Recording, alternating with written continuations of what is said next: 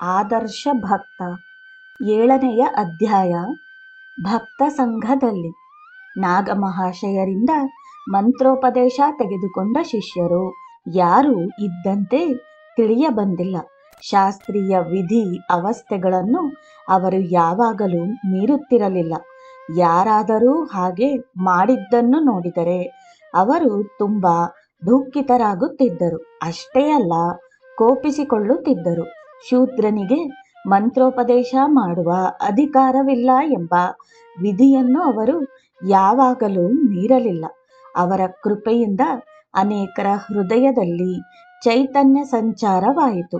ಅನೇಕ ಉಜ್ಜೃಂಖಲ ಜೀವನಗಳು ಬದಲಾಯಿಸಿದುವು. ಆದರೆ ಗುರು ಶಿಷ್ಯ ಭಾವಕ್ಕೆ ಅವರ ಮನಸ್ಸಿನಲ್ಲಿ ಯಾವಾಗಲೂ ಅವಕಾಶ ದೊರೆಯಲಿಲ್ಲ. ಯಾರಾದರೂ ಅವರನ್ನು ಗುರುವೆಂದು ಕರೆದರೆ ಅವರು ತಲೆ ತಗ್ಗಿಸುತ್ತಾ, ನಾನು ಕ್ಷುದ್ರ, ಶೂದ್ರ, ನನಗೇನು ಗೊತ್ತು, ನನಗೆ ತಮ್ಮ ಪಾದ ಧೂಳಿಯನ್ನು ಕೊಟ್ಟು ನನ್ನನ್ನು ಪವಿತ್ರನನ್ನಾಗಿ ಮಾಡುವುದಕ್ಕೆ ತಾವು ಬಂದಿದ್ದೀರ. ಗುರು ಮಹಾರಾಜರ ದಯದಿಂದ ತಮ್ಮ ದರ್ಶನ ಲಾಭವಾಯಿತು ಎನ್ನುತ್ತಿದ್ದರು.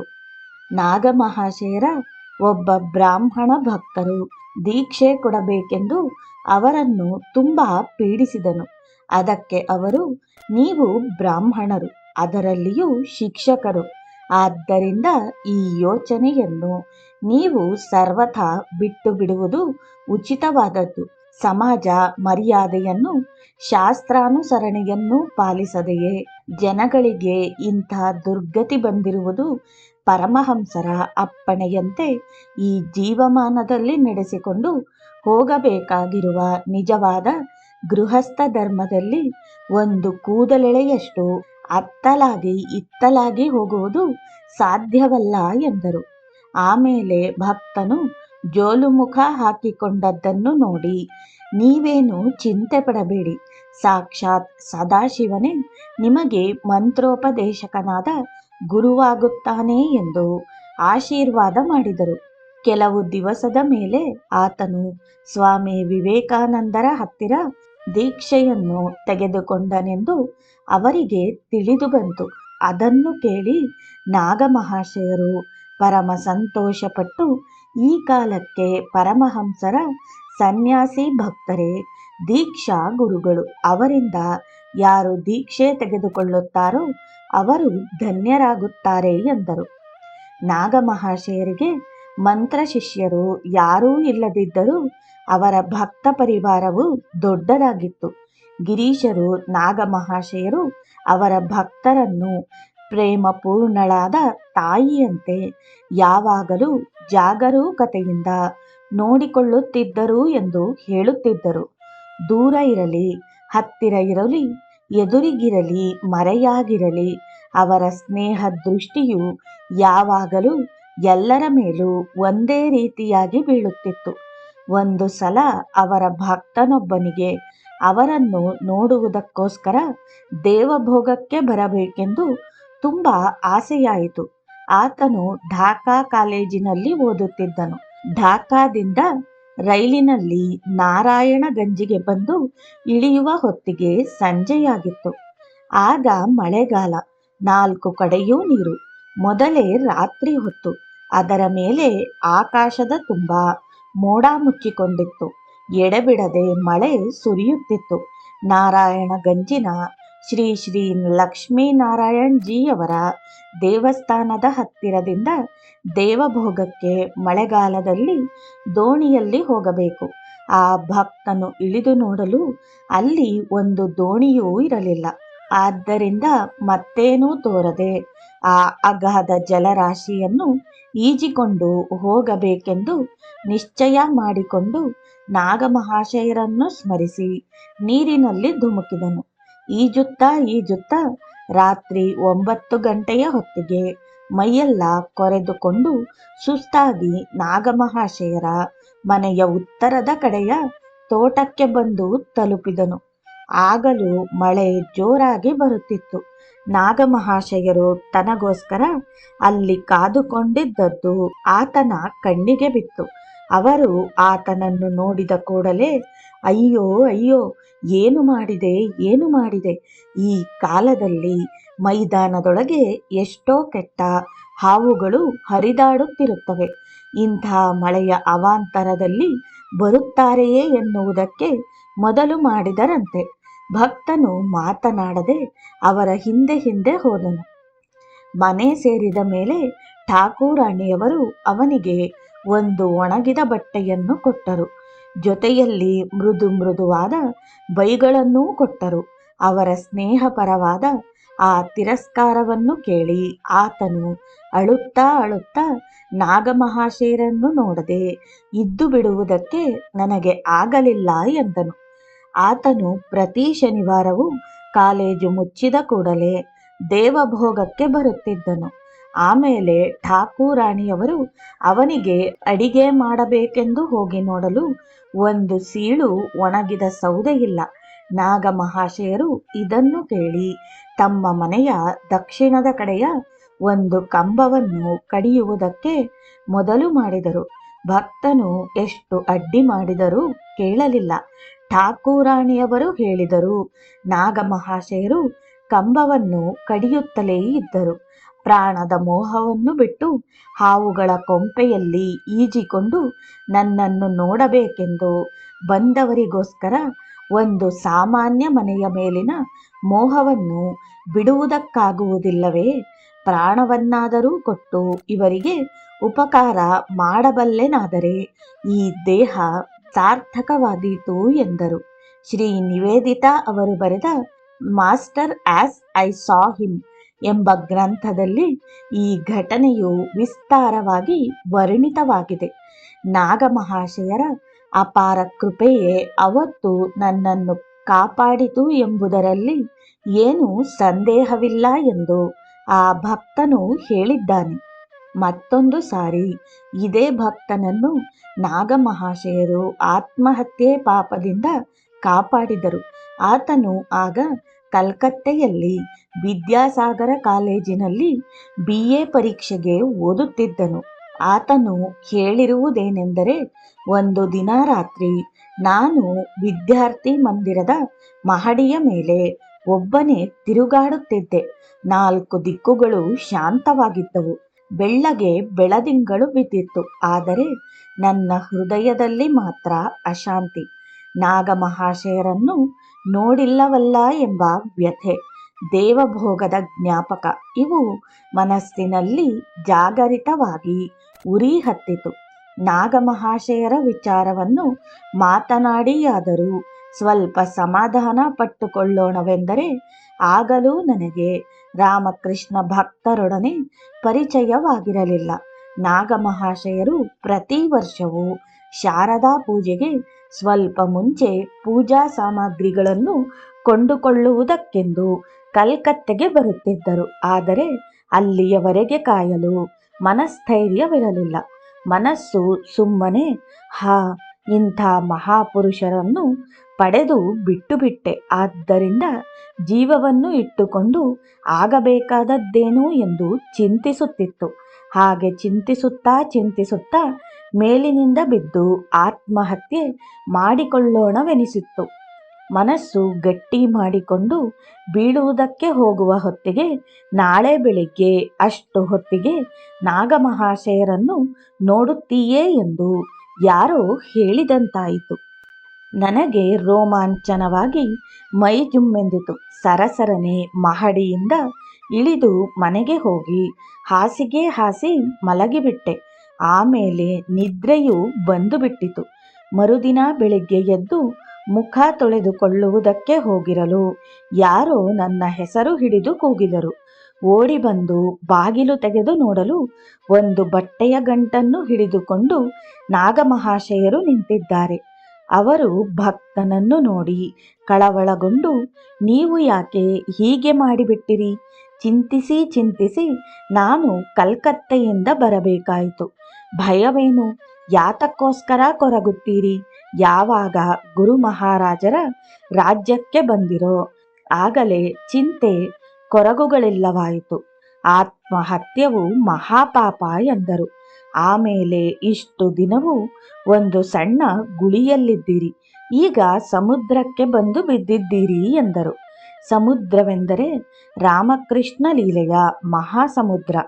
ಆಮೇಲೆ ಈ ಭಕ್ತನನ್ನು ಒಂದು ದಿನ ಬೇಲೂರು ಮಠಕ್ಕೆ ಕರೆದುಕೊಂಡು ಹೋಗಿ ಸನ್ಯಾಸಿ ಭಕ್ತರನ್ನು ಕುರಿತು, ಈ ಬಾಬುಗಳು ಬಹು ಚಂಚಲರು, ಇವರ ಮೇಲೆ ಕೃಪೆ ಮಾಡಿ ಸ್ಥಿರವಾಗಿರುವಂತೆ ಮಾಡಿ, ಇವರ ಬುದ್ಧಿ ಶುದ್ಧಿಯಾಗಿದ್ದು ಗುರು ಮಹಾರಾಜರು ಕೃಪೆ ಮಾಡುವಂತೆ ನೋಡಿಕೊಳ್ಳಿ ಎಂದು ಹೇಳಿದರು. ನಾಗಮಹಾಶಯರ ಹತ್ತಿರಕ್ಕೆ ಯಾವಾಗಲೂ ಹೋಗಿ ಬರುತ್ತಿದ್ದ ಭಕ್ತರಿಗೆ ಅವರು, ನನಗೆ ನೀವು ನನಗಿಂತಲೂ ಹೆಚ್ಚು, ನನ್ನ ಜೀವನದಿಂದ ನಿಮಗೆ ಏನಾದರೂ ಉಪಯೋಗವಾಗುವುದಾದರೆ ಆಗಲಿ, ಈ ಹಾಳು ಅಸ್ಥಿ ಮಾಂಸಗಳ ಪಂಜರದಿಂದ ಇನ್ನೇನಾಗುತ್ತದೆ ಎಂದು ಹೇಳುತ್ತಿದ್ದರು. ಭಕ್ತರಲ್ಲಿ ಯಾರು ಚಿಕ್ಕವರು ಯಾರು ದೊಡ್ಡವರು ಎಂದು ಹೇಳುವ ಹಾಗಿಲ್ಲ. ಆದರೆ ಅವರಲ್ಲಿ ಠಾಕೂರಾಣಿಯವರ ಹೆಸರನ್ನು ಮೊದಲು ಹೇಳಬೇಕು. ಭಕ್ತರ ಪ್ರಸ್ತಾಪ ಬಂದಾಗ ಅವರಿಗೆ ಪ್ರಥಮ ಸ್ಥಾನ. ನಾಗಮಹಾಶಯರು ತಮ್ಮ ಮನೆಯಲ್ಲಿ ಉಳಿಸಿಕೊಂಡಿದ್ದ ಭಕ್ತಾದಿಗಳಿಗೆ ಗೊತ್ತಿದೆ ಏನೆಂದರೆ, ಠಾಕೂರಾಣಿಯವರು ಬೆಳಗ್ಗಿನ ಜಾವದಲ್ಲಿ ಎಲ್ಲರಿಗಿಂತಲೂ ಮುಂಚೆ ಎದ್ದು ಮನೆ ಕೆಲಸಗಳನ್ನು ಮಾಡುತ್ತಿದ್ದರು. ಗೃಹ ಕಾರ್ಯಗಳನ್ನೆಲ್ಲ ಮುಗಿಸಿಕೊಂಡು ಮಡಿಯುಟ್ಟು ಪೂಜೆಗೆ ಕುಳಿತುಕೊಳ್ಳುತ್ತಿದ್ದರು. ಆಮೇಲೆ ಅಡಿಗೆ ಮಾಡಿ ಅತಿಥಿ ಅಭ್ಯಾಗತರಿಗೆ ಊಟ ಮಾಡಿಸಿ, ಆಮೇಲೆ ನಾಗಮಹಾಶಯರಿಗೆ ಬಡಿಸಿ, ಕೊನೆಗೆ ತಾವು ಪ್ರಸಾದವನ್ನು ತೆಗೆದುಕೊಳ್ಳುತ್ತಿದ್ದರು. ಠಾಕೂರಾಣಿಯವರು ಸಂಸಾರದ ಎಲ್ಲ ಕೆಲಸಗಳನ್ನು ತಾವೊಬ್ಬರೇ ಮಾಡುತ್ತಿದ್ದರು. ತಮ್ಮ ತಂಗಿ ಹರಿಕಾಮಿನಿಯ ಕೈಯಲ್ಲೂ ಏನೂ ಮಾಡಗೊಡಿಸುತ್ತಿರಲಿಲ್ಲ.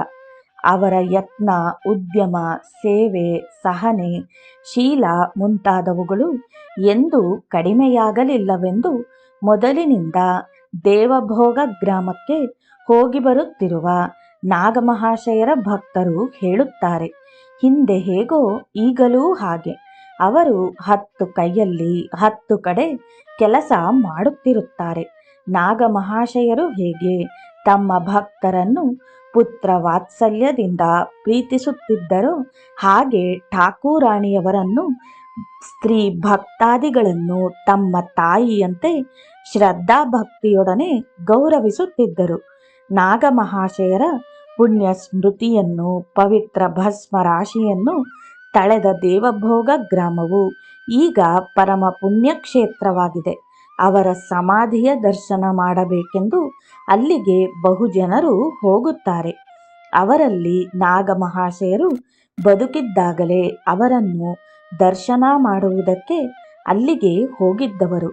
ಆದರ ಅತಿಥಿ ಸತ್ಕಾರಗಳಲ್ಲಿ ಆ ಮಹಾಪುರುಷರ ಪವಿತ್ರ ಪ್ರಭಾವವು ದೇವಭೋಗದಲ್ಲಿ ಈಗಲೂ ಜೀವಂತವಾಗಿದೆ ಎಂದು ಹೇಳುತ್ತಾರೆ. ಠಾಕೂರಾಣಿಯವರಿಗೆ ಈಗಲೂ ಪತಿಯನ್ನು ಬಿಟ್ಟು ಬೇರೊಬ್ಬ ದೇವತೆ ಇರಲಿಲ್ಲ, ಈಗಲೂ ಇಲ್ಲ. ನಾಗಮಹಾಶಯರ ಪಟಕ್ಕೆ ಪೂಜೆ ಮಾಡದೆ ಅವರು ಬಾಯಿಗೆ ನೀರು ಹಾಕಿದವರಲ್ಲ.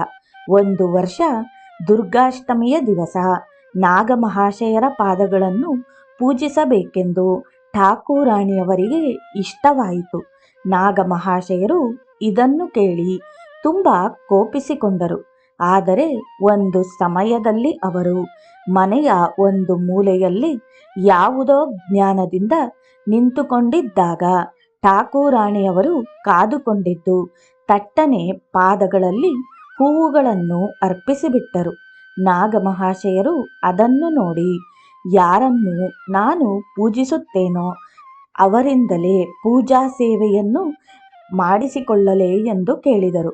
ಠಾಕೂರಾಣಿಯವರು ಮಾತ್ರ ಪೂಜೆ ಮಾಡಿದ ಆ ಹೂಗಳನ್ನು ಕೂಡಿಸಿ ಒಂದು ಬಂಗಾರದ ಭರಣಿಯಲ್ಲಿ ಹಾಕಿ ಅವನ್ನು ಕೊರಳಿಗೆ ಕಟ್ಟಿಕೊಂಡರು. ಹರಪ್ರಸನ್ನರು ಮೊದಲು ನಾಗಮಹಾಶಯರ ಹತ್ತಿರ ಹೋದಾಗ ಠಾಕೂರಾಣಿಯವರನ್ನು ನೋಡಿ ಸಾಧುಗಳಿಗೆ ಸ್ತ್ರೀ ಪರಿವಾರವೇಕೆ ಎನ್ನಿಸಿತು. ನಾಗಮಹಾಶಯರು ಅವರ ಮನಸ್ಸಿನಲ್ಲಿದ್ದದ್ದನ್ನು ತಿಳಿದು ತತ್ಕ್ಷಣವೇ, ಏಕೆ ಏಕೆ ಏನು ತಪ್ಪು? ಅನ್ನಪೂರ್ಣಾ ದೇವಿಯು ಊಟಕ್ಕೆ ಅನುಕೂಲ ಮಾಡಿಕೊಟ್ಟಿದ್ದಾಳೆ ಎಂದರು. ಸ್ನೇಹ, ದಯೆ, ತ್ಯಾಗ, ಕ್ಷಮೆ, ಪರಾರ್ಥಪರತೆ ಮುಂತಾದವುಗಳ ಜೀವಂತ ಪ್ರತಿಮೆಯಂತೆ ಇದ್ದ ಠಾಕೂರಾಣಿಯವರನ್ನು ನೋಡಿದರೆ ತಪಸ್ಸು ಮೂರ್ತಿಮತ್ತಾಗಿ ಆದರ್ಶ ರಮಣೀ ರೂಪದಲ್ಲಿ ವಿಚಾರಿಸುವಂತೆ ತೋರುತ್ತಿತ್ತು. ನಾಗಮಹಾಶಯರು ಬದುಕಿದ್ದಾಗ ಪ್ರತಿ ಶನಿವಾರವೂ ದೇವಭೋಗಕ್ಕೆ ಗೊತ್ತಾಗಿ ಹೋಗುತ್ತಿದ್ದ ಭಕ್ತಾದಿಗಳಿಗೆ ಠಾಕೂರಾಣಿಯವರು ನಾನಾ ವಿಧವಾದ ತಿಂಡಿ ತೀರ್ಥಗಳನ್ನು ಮಾಡಿಡುತ್ತಿದ್ದರು. ನಾಗಮಹಾಶಯರ ಮನೆಯಲ್ಲಿ ವರ್ಣಾಶ್ರಮ ಧರ್ಮಗಳು ಒಂದು ನೂಲಿನೆಳೆಯಷ್ಟು ತಪ್ಪುವುದಕ್ಕೆ ಅವಕಾಶವಿರಲಿಲ್ಲ. ಬ್ರಾಹ್ಮಣರು ತಮ್ಮ ಕೈಯಿಂದ ಅಡಿಗೆ ಮಾಡಿಕೊಂಡು ಊಟ ಮಾಡಬೇಕಾಗಿತ್ತು. ಅವರ ಊಟವಾಗುತ್ತಿರುವಾಗ ನಾಗಮಹಾಶಯರು ಕೈ ಮುಗಿದುಕೊಂಡು ಅಂಗಳದ ಒಂದು ಕಡೆ ನಿಂತಿರುತ್ತಿದ್ದರು. ಠಾಕೂರಾಣಿಯವರು ಹತ್ತಿರದಲ್ಲಿದ್ದು ಉಪಚಾರ ಹೇಳುತ್ತಿದ್ದರು. ದೇವಭೋಗಕ್ಕೆ ಬಂದವರಾರಿಗೂ ತಾವು ಸಾಧುವಿನ ಆಶ್ರಮಕ್ಕೆ ಬಂದಿದ್ದೇವೆನಿಸುತ್ತಿರಲಿಲ್ಲ. ತಮ್ಮ ತಮ್ಮ ತಂದೆ ತಾಯಿಗಳ ಹತ್ತಿರದಲ್ಲಿ ಇರುವಂತೆಯೇ ತೋರುತ್ತಿತ್ತು. ನಾಗಮಹಾಶಯರು ಲೋಕಾಂತರವಾಸಿಗಳಾದ ಮೇಲೆ ಪೂಜ್ಯಪಾದ ಸ್ವಾಮಿ ವಿವೇಕಾನಂದರವರು ತಾವು ಮೊದಲು ಮಾತು ಕೊಟ್ಟಿದ್ದರ ಮೇರೆಗೆ ಒಂದು ಸಾರಿ ದೇವಭೋಗಕ್ಕೆ ಹೋಗಿದ್ದರು. ಸ್ವಾಮಿಗಳು ಬರುತ್ತಾರೆಂದು ಕೇಳಿ ಠಾಕೂರಾಣಿಯವರು ಅವರಿಗೋಸ್ಕರ ಶೌಚ ಮುಂತಾದವುಗಳಿಗೂ ಕೂಡ ತಕ್ಕ ಏರ್ಪಾಟುಗಳನ್ನು ಮಾಡಿಟ್ಟಿದ್ದರು.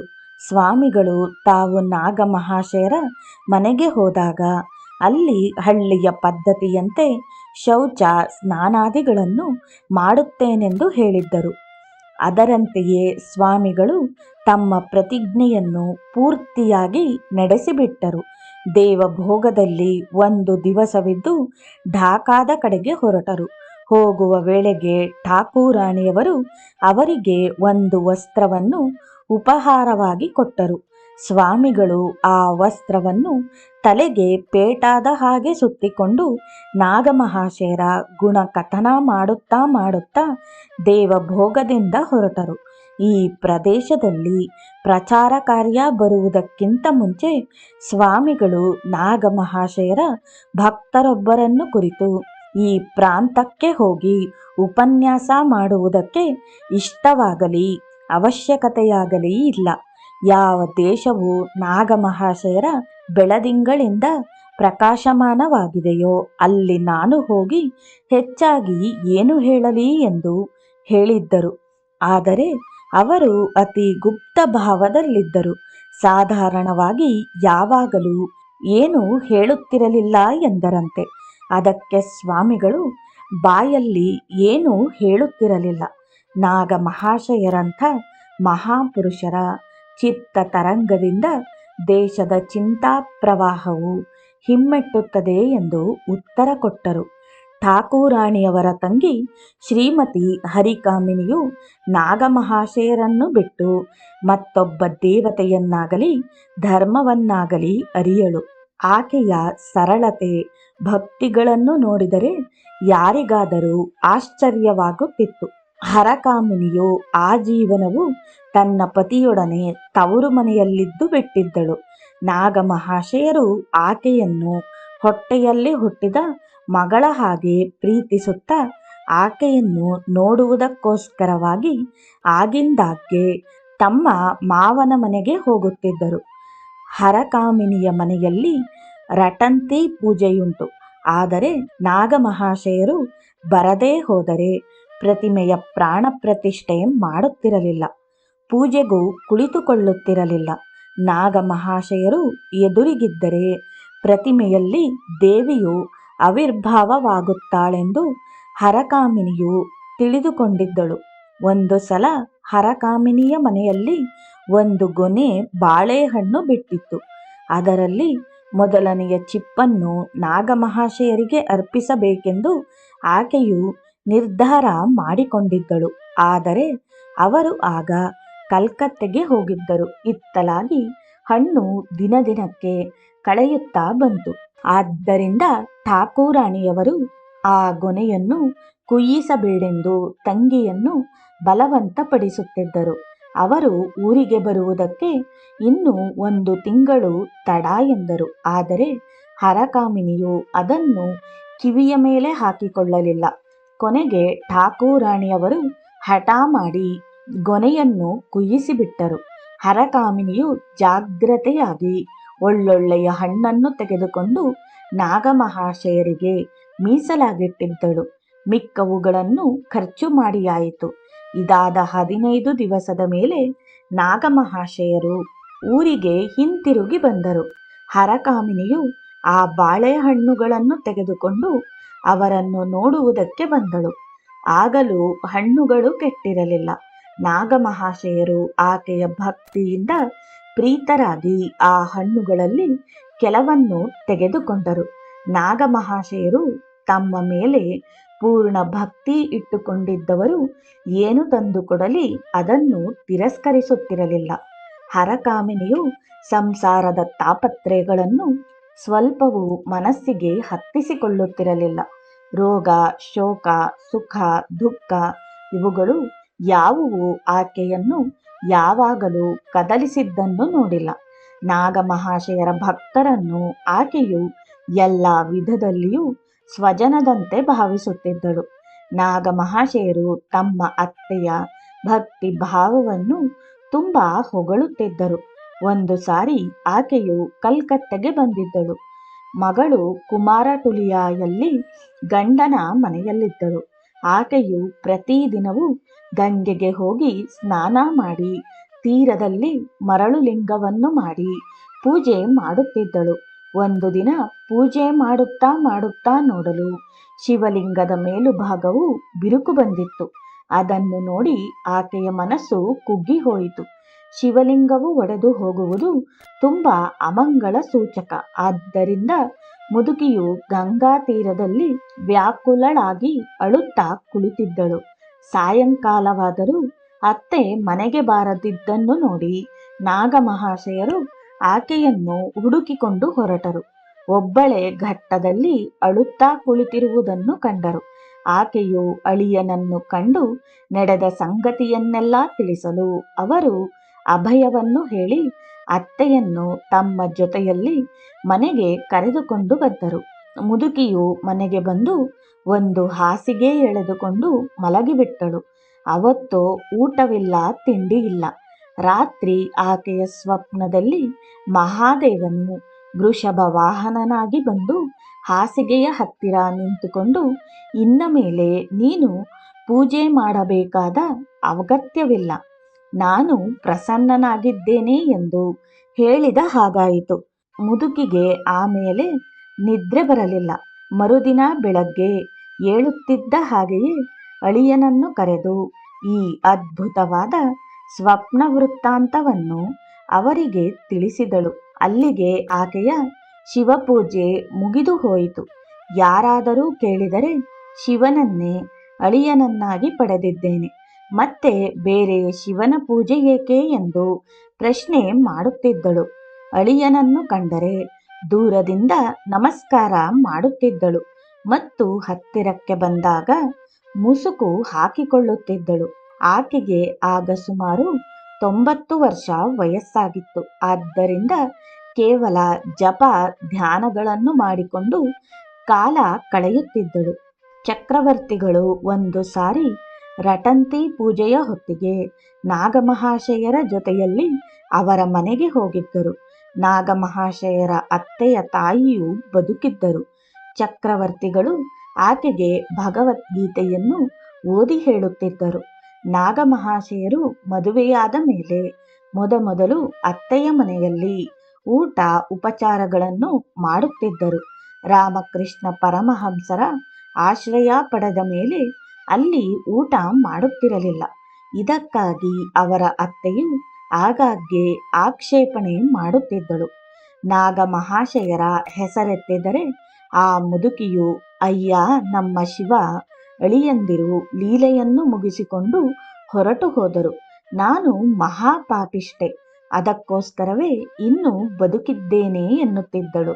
ನಾಗಮಹಾಶಯರ ತಂದೆಯ ಶ್ರಾದ್ದ ಬಂದಾಗ ಠಾಕೂರಾಣಿಯವರಿಗೆ ಸಾಲ ಕೊಟ್ಟಿದ್ದ ಬ್ರಾಹ್ಮಣ ಮುದುಕಿಯು ಅವರ ಭಕ್ತರಲ್ಲಿ ಒಬ್ಬಳು. ಈಕೆಯು ನಾಗಮಹಾಶಯರ ನೆರೆಯಲ್ಲಿದ್ದ ಚೌಧರಿಯವರ ಮಗಳು. ಆಕೆಗೆ ಕಿವಿ ಕಿವುಡು. ಮಕ್ಕಳು ಮರಿಗಳಿರಲಿಲ್ಲವಾದ್ದರಿಂದ ತನ್ನ ಹೃದಯದಲ್ಲಿದ್ದ ಪ್ರೀತಿಯನ್ನೆಲ್ಲ ನಾಗಮಹಾಶಯರ ಮತ್ತು ಅವರ ಕುಟುಂಬದ ಮೇಲೆ ಎರೆದಿದ್ದಳು. ನಾಗಮಹಾಶಯರ ಮತ್ತು ಅವರ ಕುಟುಂಬದ ಮೇಲೆ ಎರೆದಿದ್ದಳು. ಆಕೆಯು ನಾಗಮಹಾಶಯರನ್ನು ದುರ್ಗಾಚರಣನೆಂದು, ಠಾಕೂರಾಣಿಯವರನ್ನು ಸೊಸೆಯೆಂದು ಕರೆಯುತ್ತಿದ್ದಳು. ನಾಗಮಹಾಶಯರು ಆಕೆಯನ್ನು ತಾಯಿಯ ಹಾಗೆ ಗೌರವಿಸುತ್ತಾ ಸಂಸಾರದ ಸಕಲ ಕಾರ್ಯಗಳಲ್ಲಿ ಅವರ ಸಲಹೆ ತೆಗೆದುಕೊಳ್ಳುತ್ತಿದ್ದರು. ಜನರು ಆಕೆಯನ್ನು ಜಿಪುಣೆ ಎನ್ನುತ್ತಿದ್ದರು. ಆಕೆಯ ಹತ್ತಿರ ಕೂಡಿಹಾಕಿಕೊಂಡಿದ್ದ 4 ಕಾಸು ಇತ್ತು. ನಾಗಮಹಾಶಯರ ಸಾಂಸಾರಿಕ ಕಷ್ಟವನ್ನು ನೋಡಿ ಅವರಿಗೇನಾದರೂ ಕೊಡಬೇಕೆಂಬ ಆಸೆಯಿತ್ತು. ಆದರೆ ಆ ಆಸೆ ಯಾವಾಗಲೂ ನೆರವೇರಲಿಲ್ಲ.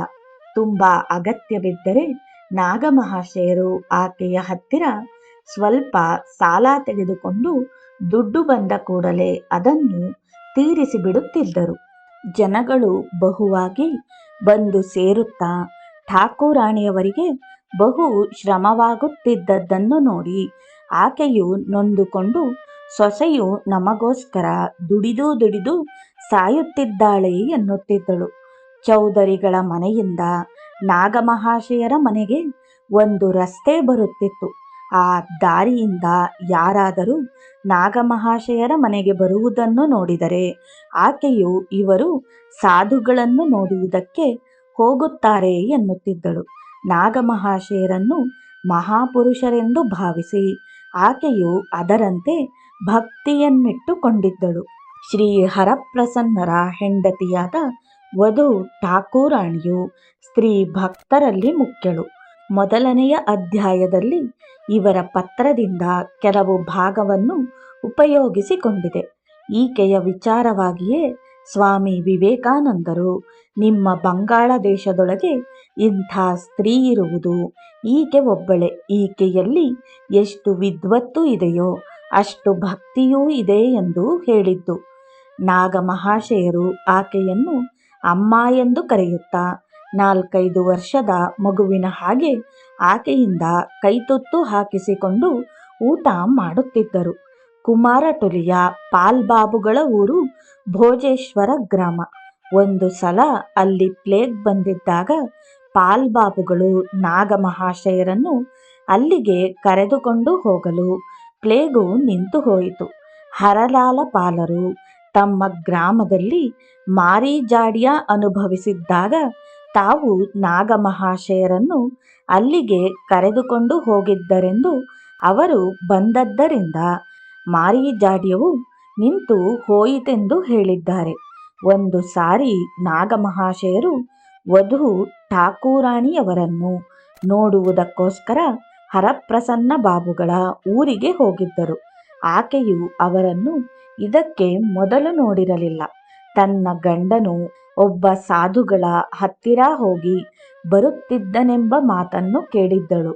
ನಾಗಮಹಾಶಯರನ್ನು ನೋಡಿದಳೋ ಇಲ್ಲವೋ, ಅವರೇ ಆ ಸಾಧುಗಳಾಗಿದ್ದಿರಬೇಕೆಂದು ಆಕೆಯ ಮನಸ್ಸಿಗೆ ಅನಿಸಿತು.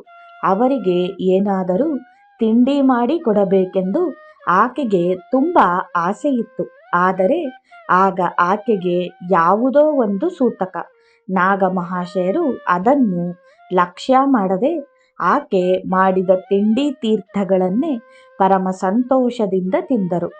ಆಕೆಯ ಸೀರೆಗೆ ತೇಪೆ ಹಾಕಿ ಹೊಲದಿದ್ದುದನ್ನು ನೋಡಿ ಪಾಲಾಂ ಬಜಾರಿಗೆ ಹೋಗಿ ಒಂದು ಜೊತೆ ಕೆಂಪಂಚಿನ ಸೀರೆಯನ್ನು ತಂದುಕೊಟ್ಟರು. ಹೀಗೆ ಊಟ ಮಾಡಿದ ವೃತ್ತಾಂತವನ್ನು ಹೇಳಿ ಹರಪ್ರಸನ್ನ ಬಾಬುಗಳು, ನಮ್ಮ ಅದೃಷ್ಟ ಒಳ್ಳೆಯದು, ನಮ್ಮನ್ನು ಉದ್ಧಾರ ಮಾಡುವುದಕ್ಕೋಸ್ಕರವೇ ಅವರು ಮನುಷ್ಯ ಜನ್ಮವನ್ನೆತ್ತಿದ್ದಾರೆ. ಅವರ ದಯೆಯಿಂದ ನಾವು ಈ ಜನ್ಮದಲ್ಲಿ ಭಯವನ್ನು ನೀಗಿಕೊಳ್ಳಬಹುದು ಎಂದು ಹೇಳಿದ್ದಾರೆ. ಶರಶ್ಚಂದ್ರ ಚಕ್ರವರ್ತಿಗಳ ಊರು ಭೋಜೇಶ್ವರದಿಂದ 3 ಮೈಲಿ. ನಾಗಮಹಾಶಯರು ಭೋಜೇಶ್ವರಕ್ಕೆ ಹೋಗಿದ್ದಾಗ ಚಕ್ರವರ್ತಿಗಳು ಊರಿನಲ್ಲಿಯೇ ಇದ್ದರು. ಆದ್ದರಿಂದ ನಾಗಮಹಾಶಯರು ಬಂದಿದ್ದಾರೆಂದು ತಿಳಿದು ಚಕ್ರವರ್ತಿಗಳು ಅವರನ್ನು ನೋಡುವುದಕ್ಕೆ ಹೋದರು. ಅವರನ್ನು ನೋಡಿ ನಾಗಮಹಾಶಯರು, ಏನು ಮಾಡುವುದು? ಇವರು ಅನ್ನ ಕೊಡುವವರು, ಇವರ ಮಾತು ಕೇಳದೇ ಇರುವುದು ಹೇಗೆ? ಅದಕ್ಕೋಸ್ಕರವೇ ಬಂದೆ ಎಂದರು. ಸಾಯಂಕಾಲಕ್ಕೆ ಅವರನ್ನು ಚಕ್ರವರ್ತಿಗಳು ತಮ್ಮ ಮನೆಗೆ ಕರೆದುಕೊಂಡು ಹೋದರು. ಅಲ್ಲಿ ಅವರ ಮನೆಯ ಯಜಮಾನಿಯಾದ ಕಾತ್ಯಾಯಿನಿಯನ್ನು ನೋಡಿ ತುಂಬ ಸಂತೋಷಪಟ್ಟರು. ಅವರ ತಂದೆಗೆ ನಮಸ್ಕಾರ ಮಾಡಿದರು. ಅಲ್ಲೂ ಚಕ್ರವರ್ತಿಗಳ ಕುಟುಂಬವು ಮಾಡಿದ ಅಡಿಗೆಯನ್ನು ಊಟ ಮಾಡಿ ಮರುದಿನ ಭೋಜೇಶ್ವರಕ್ಕೆ ಹೊರಟರು. ಚಕ್ರವರ್ತಿಗಳು ಅವರನ್ನು ಕರೆದುಕೊಂಡು ಹೋಗುತ್ತಿರಲು ದಾರಿಯಲ್ಲಿ ತರ್ಕರತ್ನ ಎಂಬ ಬಿರುದನ್ನು ಪಡೆದಿದ್ದ ಒಬ್ಬ ಪಂಡಿತರು, ಈ ಹುಚ್ಚನ ಜೊತೆಯಲ್ಲಿ ಎಲ್ಲಿಗೆ ಹೋಗುತ್ತೀರಿ ಎಂದು ಕೇಳಿದರು. ಅದಕ್ಕೆ ಅವರು, ಹುಚ್ಚರೇನೋ ನಿಜ, ಆದರೆ ನಾವು ಕಾಮಿನಿ ಕಾಂಚನಗಳನ್ನು ಕಟ್ಟಿಕೊಂಡು ಹುಚ್ಚರು, ಅವರು ಈಶ್ವರ ಭಕ್ತಿಯನ್ನು ಕಟ್ಟಿಕೊಂಡು ಹುಚ್ಚರು ಅಷ್ಟೇ ಎಂದು ಉತ್ತರ ಕೊಟ್ಟರು. ವಧು ಠಾಕೂರಾಣಿಯವರು ಮಧ್ಯೆ ಮಧ್ಯೆ ದೇವಭೋಗಕ್ಕೆ ಬಂದಿರುತ್ತಿದ್ದರು. ಅಲ್ಲಿಂದ ಢಾಕಾಕ್ಕೆ ಹಿಂತಿರುಗಿ ಹೋಗುವಾಗ ನಾಗಮಹಾಶಯರು ಅವರ ಜೊತೆಯಲ್ಲಿ ಬಹುದೂರ ಹೋಗಿ ಬಿಟ್ಟು ಬರುತ್ತಿದ್ದರು. ಒಂದು ಸಾರಿ ಹೀಗೆ ಹೋಗುತ್ತಿರುವಾಗ ಶ್ರೀ ಲಕ್ಷ್ಮೀನಾರಾಯಣಜಿಯವರ ಗುಡಿಯ ಹತ್ತಿರ ಒಬ್ಬ ವೃದ್ಧೆಯಾದ ವೈಷ್ಣವಿಯನ್ನು ಕಂಡರು. ಆಕೆ ಭಿಕ್ಷಕ್ಕೆ ಬರುತ್ತಿದ್ದುದರಿಂದ ಅನೇಕರು ಆಕೆಗೆ ಗುರುತಾಗಿದ್ದರು. ಆದ್ದರಿಂದ ವಧು ಠಾಕೂರಾಣಿಯವರನ್ನು ನೋಡಿ ನಾಗಮಹಾಶಯರನ್ನು ಕುರಿತು, ಈಕೆ ಯಾರು ಎಂದು ಕೇಳಿದಳು. ನಾಗಮಹಾಶಯರಿಗೆ ತಾಯಿ ಇರಲಿಲ್ಲವೆಂದು ಆಕೆ ಬಲ್ಲವಳಾದ್ದರಿಂದ, ನಿನ್ನ ತಾಯಿ ಹೋಗಿ ಎಷ್ಟೋ ದಿನವಾಯಿತಲ್ಲ, ಈಕೆ ಯಾವ ತಾಯಿ ಎಂದು ಕೇಳಿದಳು. ನಾಗಮಹಾಶಯರು, ಸತ್ಯವಾಗಿಯೂ ಈಕೆ ನಮ್ಮ ತಾಯಿ, ಸತ್ಯವಾಗಿಯೂ ಈಕೆ ನಮ್ಮ ತಾಯಿ ಎಂದರು. ವೈಷ್ಣವಿಗೆ ಅರ್ಥವಾಗಿ, ಹೌದು, ತಿಳಿಯಿತು, ಈಕೆ ನಿಜವಾಗಿಯೂ ನಿಮ್ಮ ತಾಯಿ. ಇಲ್ಲದಿದ್ದರೆ ನಿನ್ನ ಹೆಸರು ದೇಶ ವಿದೇಶಗಳಲ್ಲೆಲ್ಲ ಸಾಧುವೆಂದು ಪ್ರಖ್ಯಾತವಾಗುತ್ತಿತ್ತೇನಪ್ಪ. ಎಲ್ಲಾದರೂ ತಣ್ಣಗೆ ಬದುಕಿಕೊಂಡಿದ್ದು ದೇಶವನ್ನು ಬೆಳಗುತ್ತಿರು ಎಂದು ಆಶೀರ್ವದಿಸಿದಳು. ವಧು ಠಾಕೂರಾಣಿಯವರಂಥ ಹೆಂಗಸರು ಅಪರೂಪ. ದೇವಭೋಗದಲ್ಲಿ ಚಕ್ರವರ್ತಿಗಳೊಡನೆ ಮೊದಲ ಸಾರಿ ಪರಿಚಯವಾದಾಗ ಆಕೆ ಬಹು ಚೆನ್ನಾಗಿ ಕೀರ್ತನೆಗಳನ್ನು ಹೇಳುತ್ತಾಳೆಂದು ತಿಳಿದು ಅವರು ಯಾವುದಾದರೂ ಒಂದೆರಡನ್ನು ಹೇಳಬೇಕೆಂದು ಕೇಳಿದರು. ಆಕೆಯು ದಾಕ್ಷಿಣ್ಯ ಪಟ್ಟುಕೊಳ್ಳದೆ ಮನಕೋನೆ ಮಾಯ್ರೆ ಚರಣ ಚಾಡ ಎಂಬ ಕೀರ್ತನೆಯನ್ನು ಹಾಡಿದಳು. ಸುಂದರವಾದ ಶಾರೀರ, ಅದರ ಮೇಲೆ ತನ್ಮಯ ಭಾವ. ಆದ್ದರಿಂದ ಎಲ್ಲರೂ ಮುಗ್ಧರಾಗಿ ಸದ್ದಿಲ್ಲದೆ ಕೇಳಿದರು. ನಾಗಮಹಾಶಯರು ಸಂತೋಷಪಟ್ಟು ಮಾತೆಯ ಮೇಲಣ ಕೀರ್ತಿಯನ್ನು ಮಾತೆಯೇ ಹಾಡುತ್ತಾಳೆ ಎಂದು ಸುಖಕ್ಕೋಸ್ಕರ ತಾನೇ ನರ್ತನ ಮಾಡುತ್ತಾ ತಾನೇ ತಾಳ ಹಾಕುತ್ತಾಳೆ ಎಂದರು.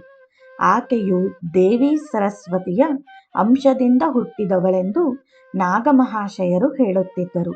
ಹೀಗೆ ಮಾತೃಸ್ವರೂಪಿಣಿಯಾದ ಆಕೆಗೆ ನಾಗಮಹಾಶಯರು ತಮ್ಮ ಬಾಲ್ಯ ಜೀವನದ ಅನೇಕ ಸಂಗತಿಗಳನ್ನು ಹೇಳಿದ್ದರು. ಅವುಗಳಲ್ಲಿ ಬಹುಭಾಗವು ಮೊದಲನೆಯ ಅಧ್ಯಾಯದಲ್ಲಿ ಉಕ್ತವಾಗಿದೆ. ವಧು ಠಾಕೂರಾಣಿಯವರಂತೆಯೇ ಆಕೆಯ ಗಂಡ ಮತ್ತು ಮಕ್ಕಳು ನಾಗಮಹಾಶಯರ ಪರಮ ಭಕ್ತರಾಗಿದ್ದರು. ನಾಗಮಹಾಶಯರ ತಾಯಿಯಾದ ತ್ರಿಪುರ ಸುಂದರಿಗೆ ಒಬ್ಬ ದೊಡ್ಡಮ್ಮ ಇದ್ದರು. ಆಕೆಯ ಹೆಸರು ಮಾಧವಿ ಠಾಕೂರಾಣಿ. ನಾಗಮಹಾಶಯರು ಅವರನ್ನು ಅಜ್ಜಿ ಎಂದು ಕರೆಯುತ್ತಿದ್ದರು. ಆಕೆ ಢಾಕಾ ಹತ್ತಿರ ಯಾವುದೋ ಊರಿನಲ್ಲಿದ್ದರು. ಪೂರ್ವ ಬಂಗಾಳ ದೇಶದಲ್ಲಿ ಈಗಲೂ ಅವರ ಹೆಸರು ಕೇಳಿಬರುತ್ತದೆ. ಸುರೇಶ ಬಾಬುವಿನಿಂದ ತಿಳಿದು ಬಂದಿರುವುದೇನೆಂದರೆ, ಮಾಧವಿ ಠಾಕೂರಾಣಿಯವರು ಒಂದು ಸಾರಿ ಕಲ್ಕತ್ತೆಗೆ ಬಂದು ನಾಗಮಹಾಶಯರ ಮನೆಯಲ್ಲಿ 3-4 ದಿವಸವಿದ್ದರು. ಆಗ ಆಕೆಯು ಸ್ವಲ್ಪ ಹಾಲು ಹಣ್ಣು ಮಾತ್ರ ತೆಗೆದುಕೊಳ್ಳುತ್ತಿದ್ದಳು. ಆಕೆಯು ಆ ಜೀವನವು ಬ್ರಹ್ಮಚಾರಿಣಿಯಾಗಿದ್ದವಳು. ಸಾಧನ, ಭಜನ, ಅತಿಥಿ ಸೇವೆಗಳನ್ನು ಬಿಟ್ಟು ಆಕೆಗೆ ಬೇರೆ ಏನೂ ಕೆಲಸವಿರಲಿಲ್ಲ. ಧರ್ಮ ಸಂಬಂಧದಲ್ಲಿ ಇಷ್ಟು ಉನ್ನತಿಯನ್ನು ಪಡೆದ ಹೆಂಗಸನ್ನು ತಾವು ತಮ್ಮಲ್ಲಿಯೂ ನೋಡಿರಲಿಲ್ಲವೆಂದು, ಅವರ ತ್ಯಾಗ ಎಷ್ಟು ಅಸಾಮಾನ್ಯವಾಗಿತ್ತೋ ಅವರ ಸೇವಾ ಭಾವವು ಅಷ್ಟು ಅತಿಶಯವಾಗಿಯೇ ಇತ್ತೆಂದು ನಾಗಮಹಾಶಯರು ಹೇಳುತ್ತಿದ್ದರು. ಅವರು ಆಗಾಗ್ಗೆ ಒಬ್ಬರನ್ನೊಬ್ಬರು ನೋಡುವುದಕ್ಕೆ ಹೋಗುತ್ತಿದ್ದರು. ಮಾಧವಿ ಠಾಕೂರಾಣಿಯು ನಾಗಮಹಾಶಯರನ್ನು ಸಾಗರ ಚೆಂಚಾ ಮಾಣಿಕ್ಯ ಎಂದು ಹೇಳುತ್ತಿದ್ದರು. ಆಕೆಯ ಜೀವನ ಚರಿತ್ರೆಯನ್ನು ಶ್ರೀಯುತ ಹರಿಪ್ರಸನ್ನ ಮಜುಮದಾರರು ಉದ್ಬೋಧನ ಪತ್ರಿಕೆಯಲ್ಲಿ ವಿಸ್ತಾರವಾಗಿ ಬರೆದಿದ್ದಾರೆ. ಗೃಹಸ್ಥ ಸ್ತ್ರೀ ಭಕ್ತರಲ್ಲಿ ಯಾರು ಗ್ರಂಥಕರ್ತರಿಗೆ ಸ್ವಂತವಾಗಿ ಪರಿಚಿತರಾಗಿದ್ದರೋ ಅಥವಾ ಮಾಧವಿ ಠಾಕೂರಾಣಿಯವರಂತೆ ಯಾರ ವಿಚಾರವು ನಂಬಿಕೆಗೆ ಅರ್ಹವಾದ ಕಡೆಯಿಂದ ತಿಳಿದು ಬಂದಿತ್ತೋ ಅಂಥವರ ಹೆಸರುಗಳನ್ನು ಮಾತ್ರ ಇಲ್ಲಿ ಪ್ರಸ್ತಾಪಿಸಿದೆ. ದೇವಭೋಗದ ಹತ್ತಿರ ಇರುವ ಕಾಶೀಪುರ ಗ್ರಾಮದಲ್ಲಿ ಒಬ್ಬ ಮುಸಲ್ಮಾನನಿದ್ದನು. ಆತನಿಗೆ ನಾಗಮಹಾಶಯರ ಮೇಲೆ ತುಂಬ ಶ್ರದ್ಧಾಭಕ್ತಿಗಳಿದ್ದುವು. ಮುಸಲ್ಮಾನನಾದರೇನು, ಆತನಂಥ ಸಾತ್ವಿಕನನ್ನು ಬ್ರಾಹ್ಮಣರಲ್ಲಿಯೂ ನೋಡಲಿಲ್ಲ ಎಂದು ನಾಗಮಹಾಶಯರು ಹೇಳುತ್ತಿದ್ದರು. ಆತನಿಗೆ ಸುಮಾರು 70 ವರ್ಷ ವಯಸ್ಸಾಗಿತ್ತು. ಚಿಕ್ಕ ವಯಸ್ಸಿನಲ್ಲಿಯೇ ಹೆಂಡತಿ ಹೋದರೂ ಪುನಃ ಮದುವೆ ಮಾಡಿಕೊಂಡಿರಲಿಲ್ಲ. ಮಗನ ಮೇಲೆ ಸಂಸಾರ ಭಾರವನ್ನು ಹಾಕಿ ತಾನು ನಿಶ್ಚಿಂತನಾಗಿ ದೇವರ ಧ್ಯಾನ ಮಾಡುತ್ತಾ ಇದ್ದು ಬಿಟ್ಟಿದ್ದನು. ನಾಗಮಹಾಶಯರನ್ನು ನೋಡುವುದಕ್ಕೆಂದು ಆಗಾಗ್ಗೆ ಬರುತ್ತಾ ಅವರಿಗೆ ದೂರದಿಂದಲೇ ನೆಲ ಮುಟ್ಟಿ ಸಲಾಂ ಮಾಡುತ್ತಿದ್ದನು. ಆದರೆ ತಾನು ಹೀನ ಜಾತಿಯವನೆಂದು ಅವರ ಮನೆಯೊಳಗೆ ಹೋಗುತ್ತಿರಲಿಲ್ಲ. ನಾಗಮಹಾಶಯರಿಗೆ ಇದಕ್ಕೋಸ್ಕರ ತುಂಬ ವ್ಯಥೆ. ಅವರು ಆ ಮುಸಲ್ಮಾನನಿಗೆ ತುಂಬ ಭಕ್ತಿಯಿಂದ ಕೈಮುಗಿಯುತ್ತಾ ಬಹು ಪ್ರೀತಿಯೊಡನೆ ಮಾತುಕತೆಗಳನ್ನಾಡುತ್ತಿದ್ದರು. ಆತನು ನಾಗಮಹಾಶಯರ ಅಭಿಪ್ರಾಯವನ್ನು ತೆಗೆದುಕೊಳ್ಳದೆ ಯಾವ ಕೆಲಸವನ್ನೂ ಮಾಡುತ್ತಿರಲಿಲ್ಲ. ಅವರ ಮಾತನ್ನು ಖುದಾವಿನ ಆಜ್ಞೆಯಂತೆ ಭಾವಿಸುತ್ತಾ ಅವರನ್ನು ಪೀರನೆಂದು ತಿಳಿದುಕೊಂಡಿದ್ದನು. ಯಾವುದಾದರೂ ಒಂದು ಬಗೆಯಲ್ಲಿ ನಾಗಮಹಾಶಯರಿಗೆ ಸೇವೆ ಮಾಡಬೇಕೆಂದು ಆತನಿಗೆ ಆಸೆಯಿತ್ತು. ಆದರೆ ಆತನು ಶ್ರೇಷ್ಠತರದ ಭಕ್ತನೆಂದು ನಾಗಮಹಾಶಯರು ತಿಳಿದುಕೊಂಡಿದ್ದರಿಂದ ಅದಕ್ಕೆ ಯಾವಾಗಲೂ ಅವಕಾಶ ಕೊಡಲಿಲ್ಲ. ಸುರೇಶಬಾಬುವು ಒಂದು ಸಲ ದೇವಭೋಗಕ್ಕೆ ಹೋಗಿ ಈ ಮುಸಲ್ಮಾನನನ್ನು ನೋಡಿದ್ದನು. ನಾಗಮಹಾಶಯರು ಆತನಿಗೆ ಈ ಮುಸಲ್ಮಾನನ ಸಂಬಂಧವಾಗಿ ಹೀಗೆ ಹೇಳಿದ್ದರು: ಭಗವಂತನ ರಾಜ್ಯದಲ್ಲಿ ಜಾತಿ ವರ್ಣಗಳ ವಿಭಾಗವಿಲ್ಲ. ದೇವರ ಹತ್ತಿರ ಎಲ್ಲರೂ ಒಂದೆಯೇ. ಭಗವಂತನನ್ನು ಶರಣು ಹೊಂದಿದವರು ಯಾವ ಹೆಸರಿನಿಂದಲೇ ಭಜಿಸಲಿ, ಯಾವ ಭಾವದಿಂದಲೇ ಸಾಧನೆ ಮಾಡಲಿ, ನಿಜವಾದ ನಿಷ್ಕಪಟ ಭಾವದಿಂದ ಭಜಿಸಿದರೆ ಭಗವಂತನು ಅಂಥವರಿಗೆ ನಿಜವಾಗಿಯೂ ಕೃಪೆ ಮಾಡುತ್ತಾನೆ. ಜಗತ್ತಿನ ನಾನಾ ಮತ ಮತ್ತು ನಾನಾ ಪಥಗಳು ಭಗವಂತನ ರಾಜ್ಯಕ್ಕೆ ಹೋಗಲು ಇರತಕ್ಕ ಬೇರೆ ಬೇರೆ ರಸ್ತೆಗಳು ಅಷ್ಟೆಯೇ. ನಿಷ್ಕಪಟವಾದ ಮನಸ್ಸಿನಿಂದಲೂ ದೃಢಭಾವದಿಂದಲೂ ಯಾವ ಭಾವದಲ್ಲಿಯಾದರೂ ಈಶ್ವರ ಸಾಕ್ಷಾತ್ಕಾರ ಮಾಡಿಕೊಳ್ಳಬಹುದು. ನಾಗಮಹಾಶಯರ ಕೃಪೆಯಿಂದ ಜೀವಮಾನವು ಬದಲಾಯಿಸಿದ್ದವರಲ್ಲಿ ದೇವಭೋಗ ನಿವಾಸಿಯಾದ ಶ್ರೀಯುತ ಕಾಳಿಕುಮಾರ ಭೂನಿಯಾ ಎಂಬಾತನೊಬ್ಬನು. ಆತನು ಬಾಲ್ಯದಿಂದ ಬಹು ಬಡವನಾಗಿದ್ದನು. ಆತನ ತಾಯಿ ಒಬ್ಬ ಬ್ರಾಹ್ಮಣರ ಮನೆಯಲ್ಲಿ ಚಾಕರಿ ಮಾಡುತ್ತಿದ್ದಳು. ಈ ಬ್ರಾಹ್ಮಣನ ಪ್ರಯತ್ನದಿಂದ ಕಾಳಿಕುಮಾರನು ಅದೇ ಗ್ರಾಮದ ಶ್ರೀಮಂತ ನಿವಾಸಿಯಾದ ರತನಬಾಬುವಿಗೆ ದತ್ತುವಾದನು. ಆಮೇಲೆ ಯೌವನದಲ್ಲಿ ಅತಿಶಯವಾದ ಚಪಲ ಸ್ವಭಾವದಿಂದ ಇತ್ತಾಪರವನ್ನೆಲ್ಲ ಕಳೆದುಕೊಂಡು ಬೀದಿಯ ಭಿಕಾರಿಯಾಗಿ ನಿಂತನು. ನಾಗಮಹಾಶಯರ ಸಹವಾಸವಾದರೂ ಯೌವನದಲ್ಲಿದ್ದ ಚಾಂಚಲ್ಯವು ತಟ್ಟನೆ ಹೋಗಲಿಲ್ಲ. ಆದ್ದರಿಂದ ನಾಗಮಹಾಶಯರು ಮೊದಮೊದಲು ಅವನನ್ನು ನೋಡುತ್ತಿರಲಿಲ್ಲ. ಕಾಳಿಕುಮಾರನು ತಾನು ಮಾಡಿದ್ದ ಅಪರಾಧವನ್ನು ನೆನೆಸಿಕೊಂಡು ಯಾವಾಗಲೂ ಜೋಲು ಮನಸ್ಸಿನಿಂದ ನಾಗಮಹಾಶಯರ ಮನೆಯಲ್ಲಿ ಬಂದು ಕುಳಿತಿರುತ್ತಿದ್ದನು. ಒಂದು ದಿನ ಚಕ್ರವರ್ತಿಗಳು ನೋಡುತ್ತಿದ್ದ ಹಾಗೆ ಯಾವುದೋ ಒಂದು ಮಾತಿನ ಪ್ರಸ್ತಾಪ ಬಂದಾಗ ಕಾಳಿಕುಮಾರನು ನಾಗಮಹಾಶಯರ ಮನೆಯ ಕಂಬಕ್ಕೆ ತಲೆಯನ್ನು ಚಚ್ಚಿ ಕೊಳ್ಳುತ್ತಿದ್ದನು. ಆದರೆ ನಾಗಮಹಾಶಯರು ಆ ಕಡೆ ತಿರುಗಿ ನೋಡಲು ಇಷ್ಟಪಡಲಿಲ್ಲ. ಎಂಥ ಘೋರ ಕರ್ಮ ಮಾಡಿದ್ದರೆ ಭಗವಂತನು ಅಂಥ ಫಲ ಕೊಡುತ್ತಾನೆ ಎಂದರು. ಅವರಲ್ಲಿ ಇಷ್ಟು ಕಠಿಣ ಭಾವದ ಹಿಂದೆ ಎಂದೂ ಕಂಡುಬಂದಿರಲಿಲ್ಲ. ಚಕ್ರವರ್ತಿಗಳು ಚಿಂತೆಗೊಂಡು ಕಾಳಿಕುಮಾರನನ್ನು ಸ್ನೇಹದೃಷ್ಟಿಯಿಂದ ನೋಡಬೇಕೆಂದು ಪ್ರಾರ್ಥಿಸಿದರು. ಆದರೆ ಚಕ್ರವರ್ತಿಗಳ ಯಾವ ಪ್ರಾರ್ಥನೆಯನ್ನು ಎಂದೂ ಉಪೇಕ್ಷೆ ಮಾಡದಿದ್ದ ನಾಗಮಹಾಶಯರು ಅವತ್ತು ಅದನ್ನು ಅಂಗೀಕರಿಸಲಿಲ್ಲ. ಕ್ರಮವಾಗಿ ಆತನ ಅವಿದ್ಯಾ ಸಂಬಂಧವು ನೀಗಿ ಆತನು ಬೃಂದಾವನಕ್ಕೆ ಹೋದನು. ಅಲ್ಲಿಂದ ಹಿಂತಿರುಗಿ ಬಂದ ಮೇಲೆ ನಾಗಮಹಾಶಯರು ಅವನನ್ನು ಪ್ರೀತಿಯಿಂದ ಕಂಡರು. ಆತನು ಈಗಲೂ ಮಧ್ಯೆ ಮಧ್ಯೆ ತೀರ್ಥಯಾತ್ರೆ ಮಾಡುತ್ತಾ ಯಾವಾಗಲೂ ನಾಗಮಹಾಶಯರ ಪವಿತ್ರ ಜೀವನವೆಂಬ ವೇದವನ್ನು ಪಾರಾಯಣ ಮಾಡುತ್ತಾ ಅನುಸರಿಸುತ್ತಾ ಕಾಲ ಕಳೆಯುತ್ತಿದ್ದಾನೆ. ಒಂದು ದಿನ ಕಾಳಿಕುಮಾರನು ನಾಗಮಹಾಶಯರಿಗೆ ಉಪಹಾರ ಕೊಡುವುದಕ್ಕೆಂದು ಒಂದು ಗಂಟನ್ನು ತಲೆಯ ಮೇಲೆ ಹೊತ್ತುಕೊಂಡು ಅವರ ಮನೆಗೆ ಬಂದನಂತೆ. ಅವತ್ತೋ ಸುರೇಶ ಬಾಬುವು ದೇವಭೋಗಕ್ಕೆ ಬಂದಿದ್ದನು. ಆತನು ಹೇಳಿರುವುದೇನೆಂದರೆ, ನಾಗಮಹಾಶಯರು ಕಾಳಿಕುಮಾರನನ್ನು ಗದರಿಸಿ ಕೂಗಾಡಿ ಸಾಮಾನನ್ನೆಲ್ಲ ಹಿಂದಕ್ಕೆ ಕಳುಹಿಸಿದರು. ಅಷ್ಟೇ ಅಲ್ಲ, ಅವತ್ತು ಅವನನ್ನು ತಮ್ಮ ಮನೆಗೆ ಊಟಕ್ಕೆ ಕರೆದು ಸುರೇಶನೊಡನೆ ಕೂರಿಸಿ ಊಟ ಮಾಡಿಸಿಬಿಟ್ಟರು.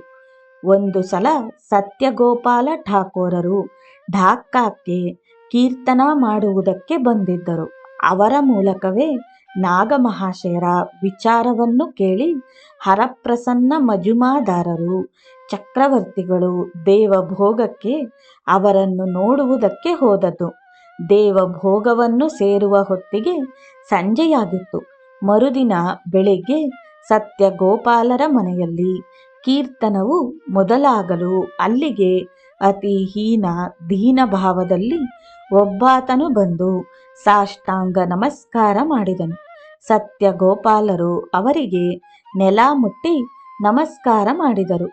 ಆಮೇಲೆ ಕೀರ್ತನೆಗೆ ಮೊದಲಾಯಿತು. ಮಧ್ಯೆ ಮಧ್ಯೆ ಸಾಧುವಿಗೆ ಅಪೂರ್ವವಾದ ಭಾವಾವೇಶ ಉಂಟಾಗುತ್ತಿತ್ತು.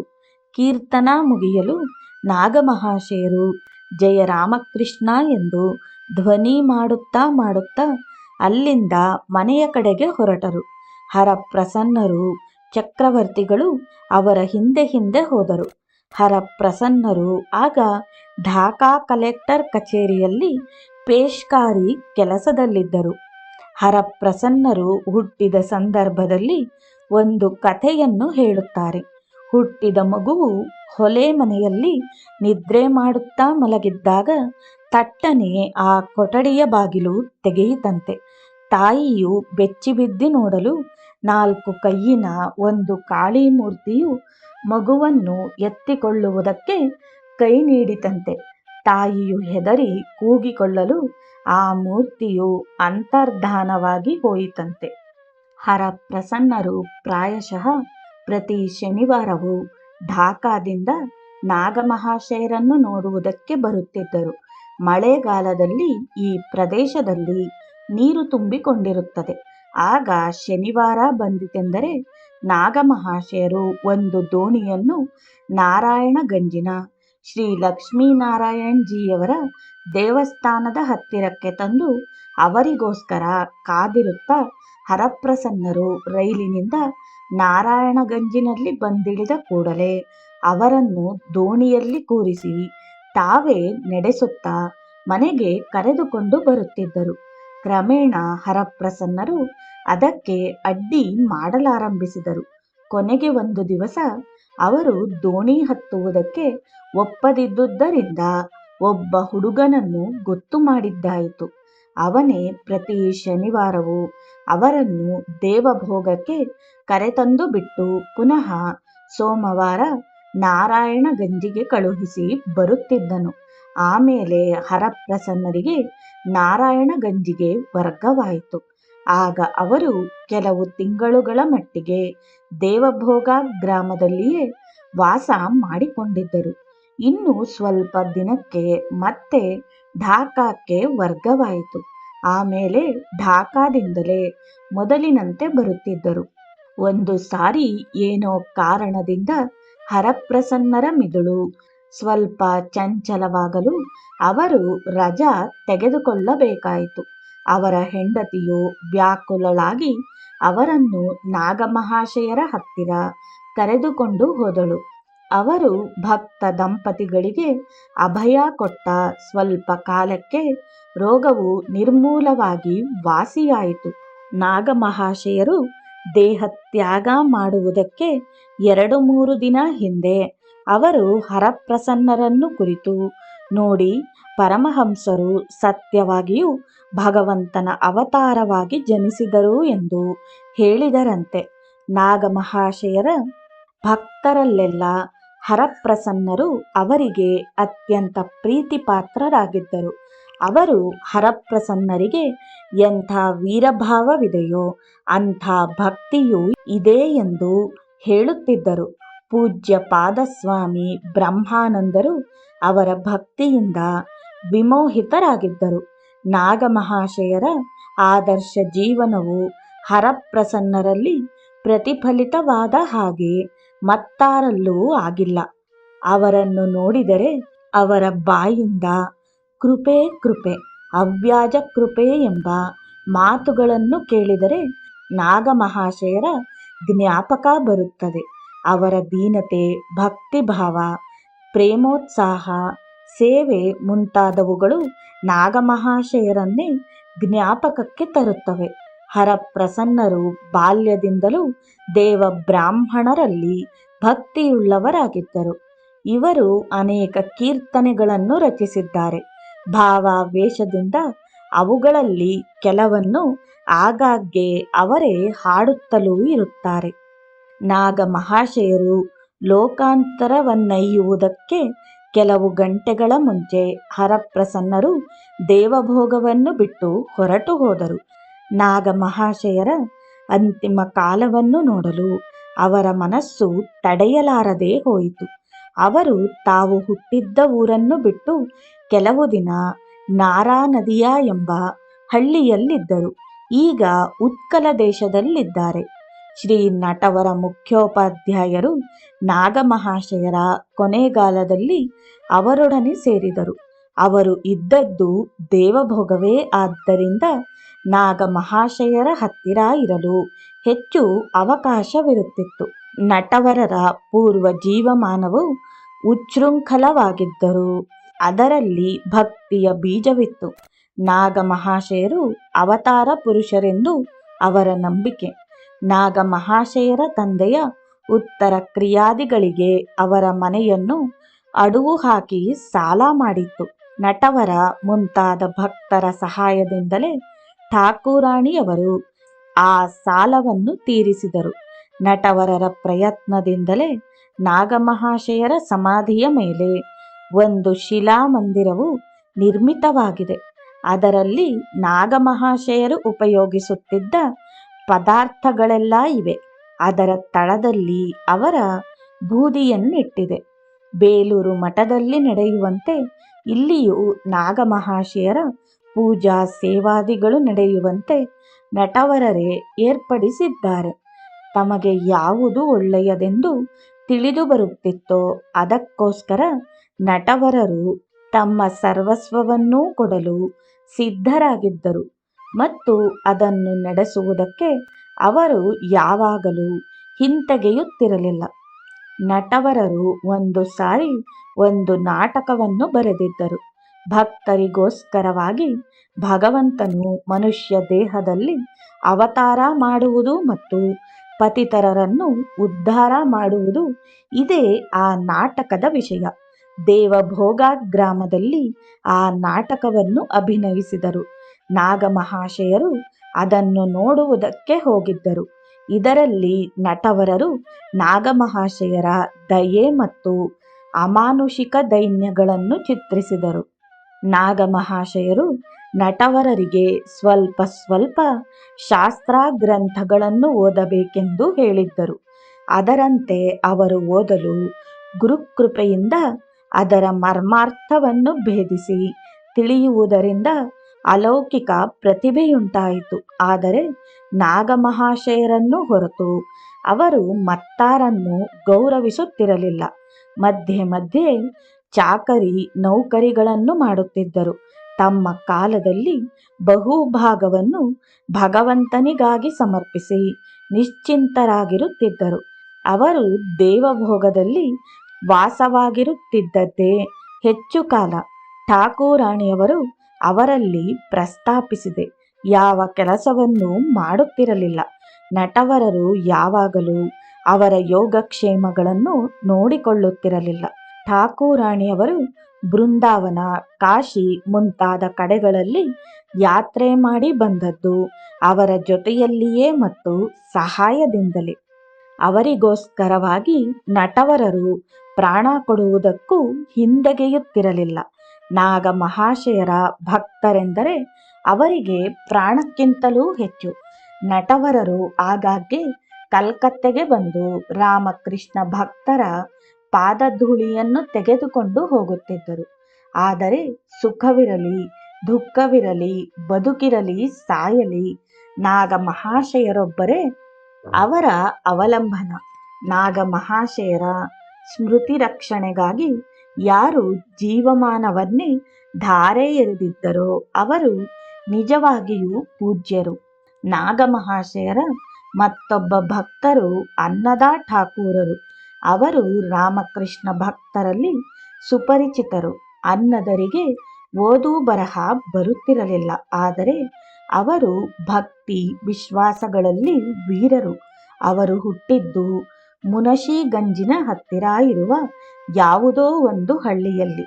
ಅವರಿಗೆ ಅವಕಾಶ ಸಿಕ್ಕಿದರೆ ಸಾಕು ನಾಗಮಹಾಶಯರ ಹತ್ತಿರ ಬಂದು ಬಿಡುತ್ತಿದ್ದರು. ಮನೆಯಲ್ಲಿ ಯಾರು ತಡೆದರೂ ಕೇಳುತ್ತಿರಲಿಲ್ಲ. ತಮ್ಮ ಮನಸ್ಸಿಗೆ ಯಾವಾಗ ಯಾವುದು ತೋರಲಿ ಅದನ್ನು ಮಾಡಿದ ಹೊರತು ಅವರು ಸುಮ್ಮನೆ ಕುಳಿತುಕೊಳ್ಳುತ್ತಿರಲಿಲ್ಲ. ಎಂದು ಅವರ ಕೆಲಸಕ್ಕೆ ಬೇಜಾರು ಪಟ್ಟುಕೊಂಡಿದ್ದೇ ಇಲ್ಲ.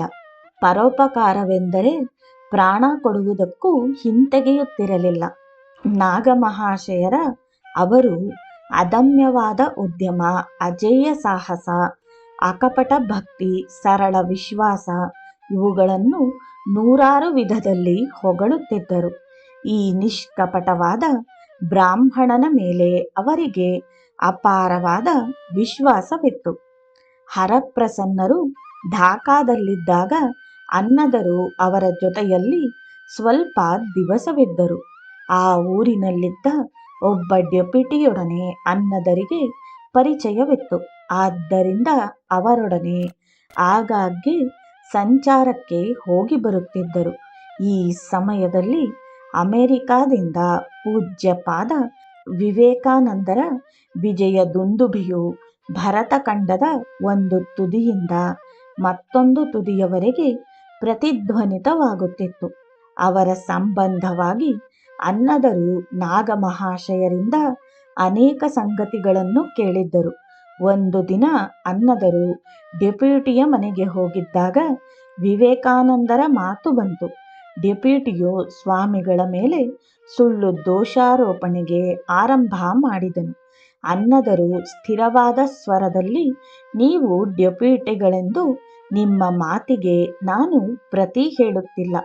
ಸಿದ್ಧ ಮಹಾಪುರುಷರಾದ ನಾಗಮಹಾಶಯರು ಯಾರನ್ನು 100 ಬಾಯಲ್ಲಿ ಹೊಗಳಿದ್ದಾರೋ, ಯಾರು ತಪೋಬಲದಿಂದಲೂ ವಿದ್ಯಾಬಲದಿಂದಲೂ ಅಮೆರಿಕವನ್ನು ಅಲ್ಲೋಲ ಕಲ್ಲೋಲ ಮಾಡಿಬಿಟ್ಟಿದ್ದಾರೋ, ಯಾರ ಗೌರವದಿಂದ ಭರತಖಂಡಕ್ಕೆ ಗೌರವ ಬಂದಿದೆಯೋ ಅಂಥವರ ವಿಚಾರವಾಗಿ ನೀವು ಏಕೆ ಅಲ್ಲದ ಸಲ್ಲದ ಸಂಗತಿಗಳನ್ನೆಲ್ಲ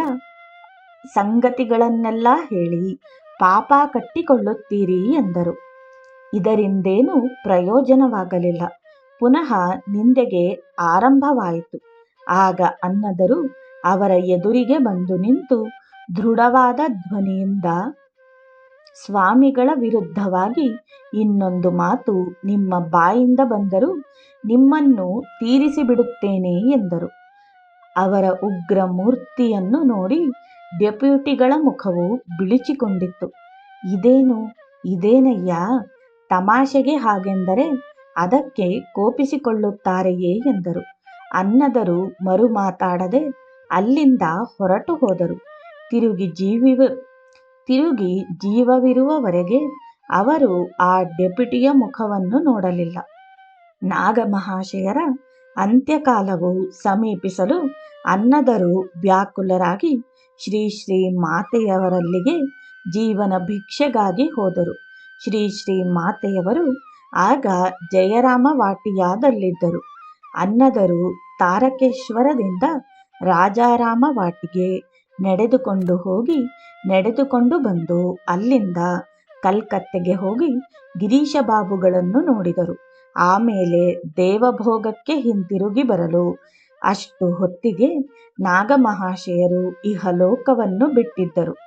ಅಂತ್ಯಕಾಲದಲ್ಲಿ ಅವರನ್ನು ನೋಡಲಿಲ್ಲವಲ್ಲ ಎಂದು ಜೀವವಿರುವವರೆಗೂ ಕೊರಗುತ್ತಿದ್ದರು.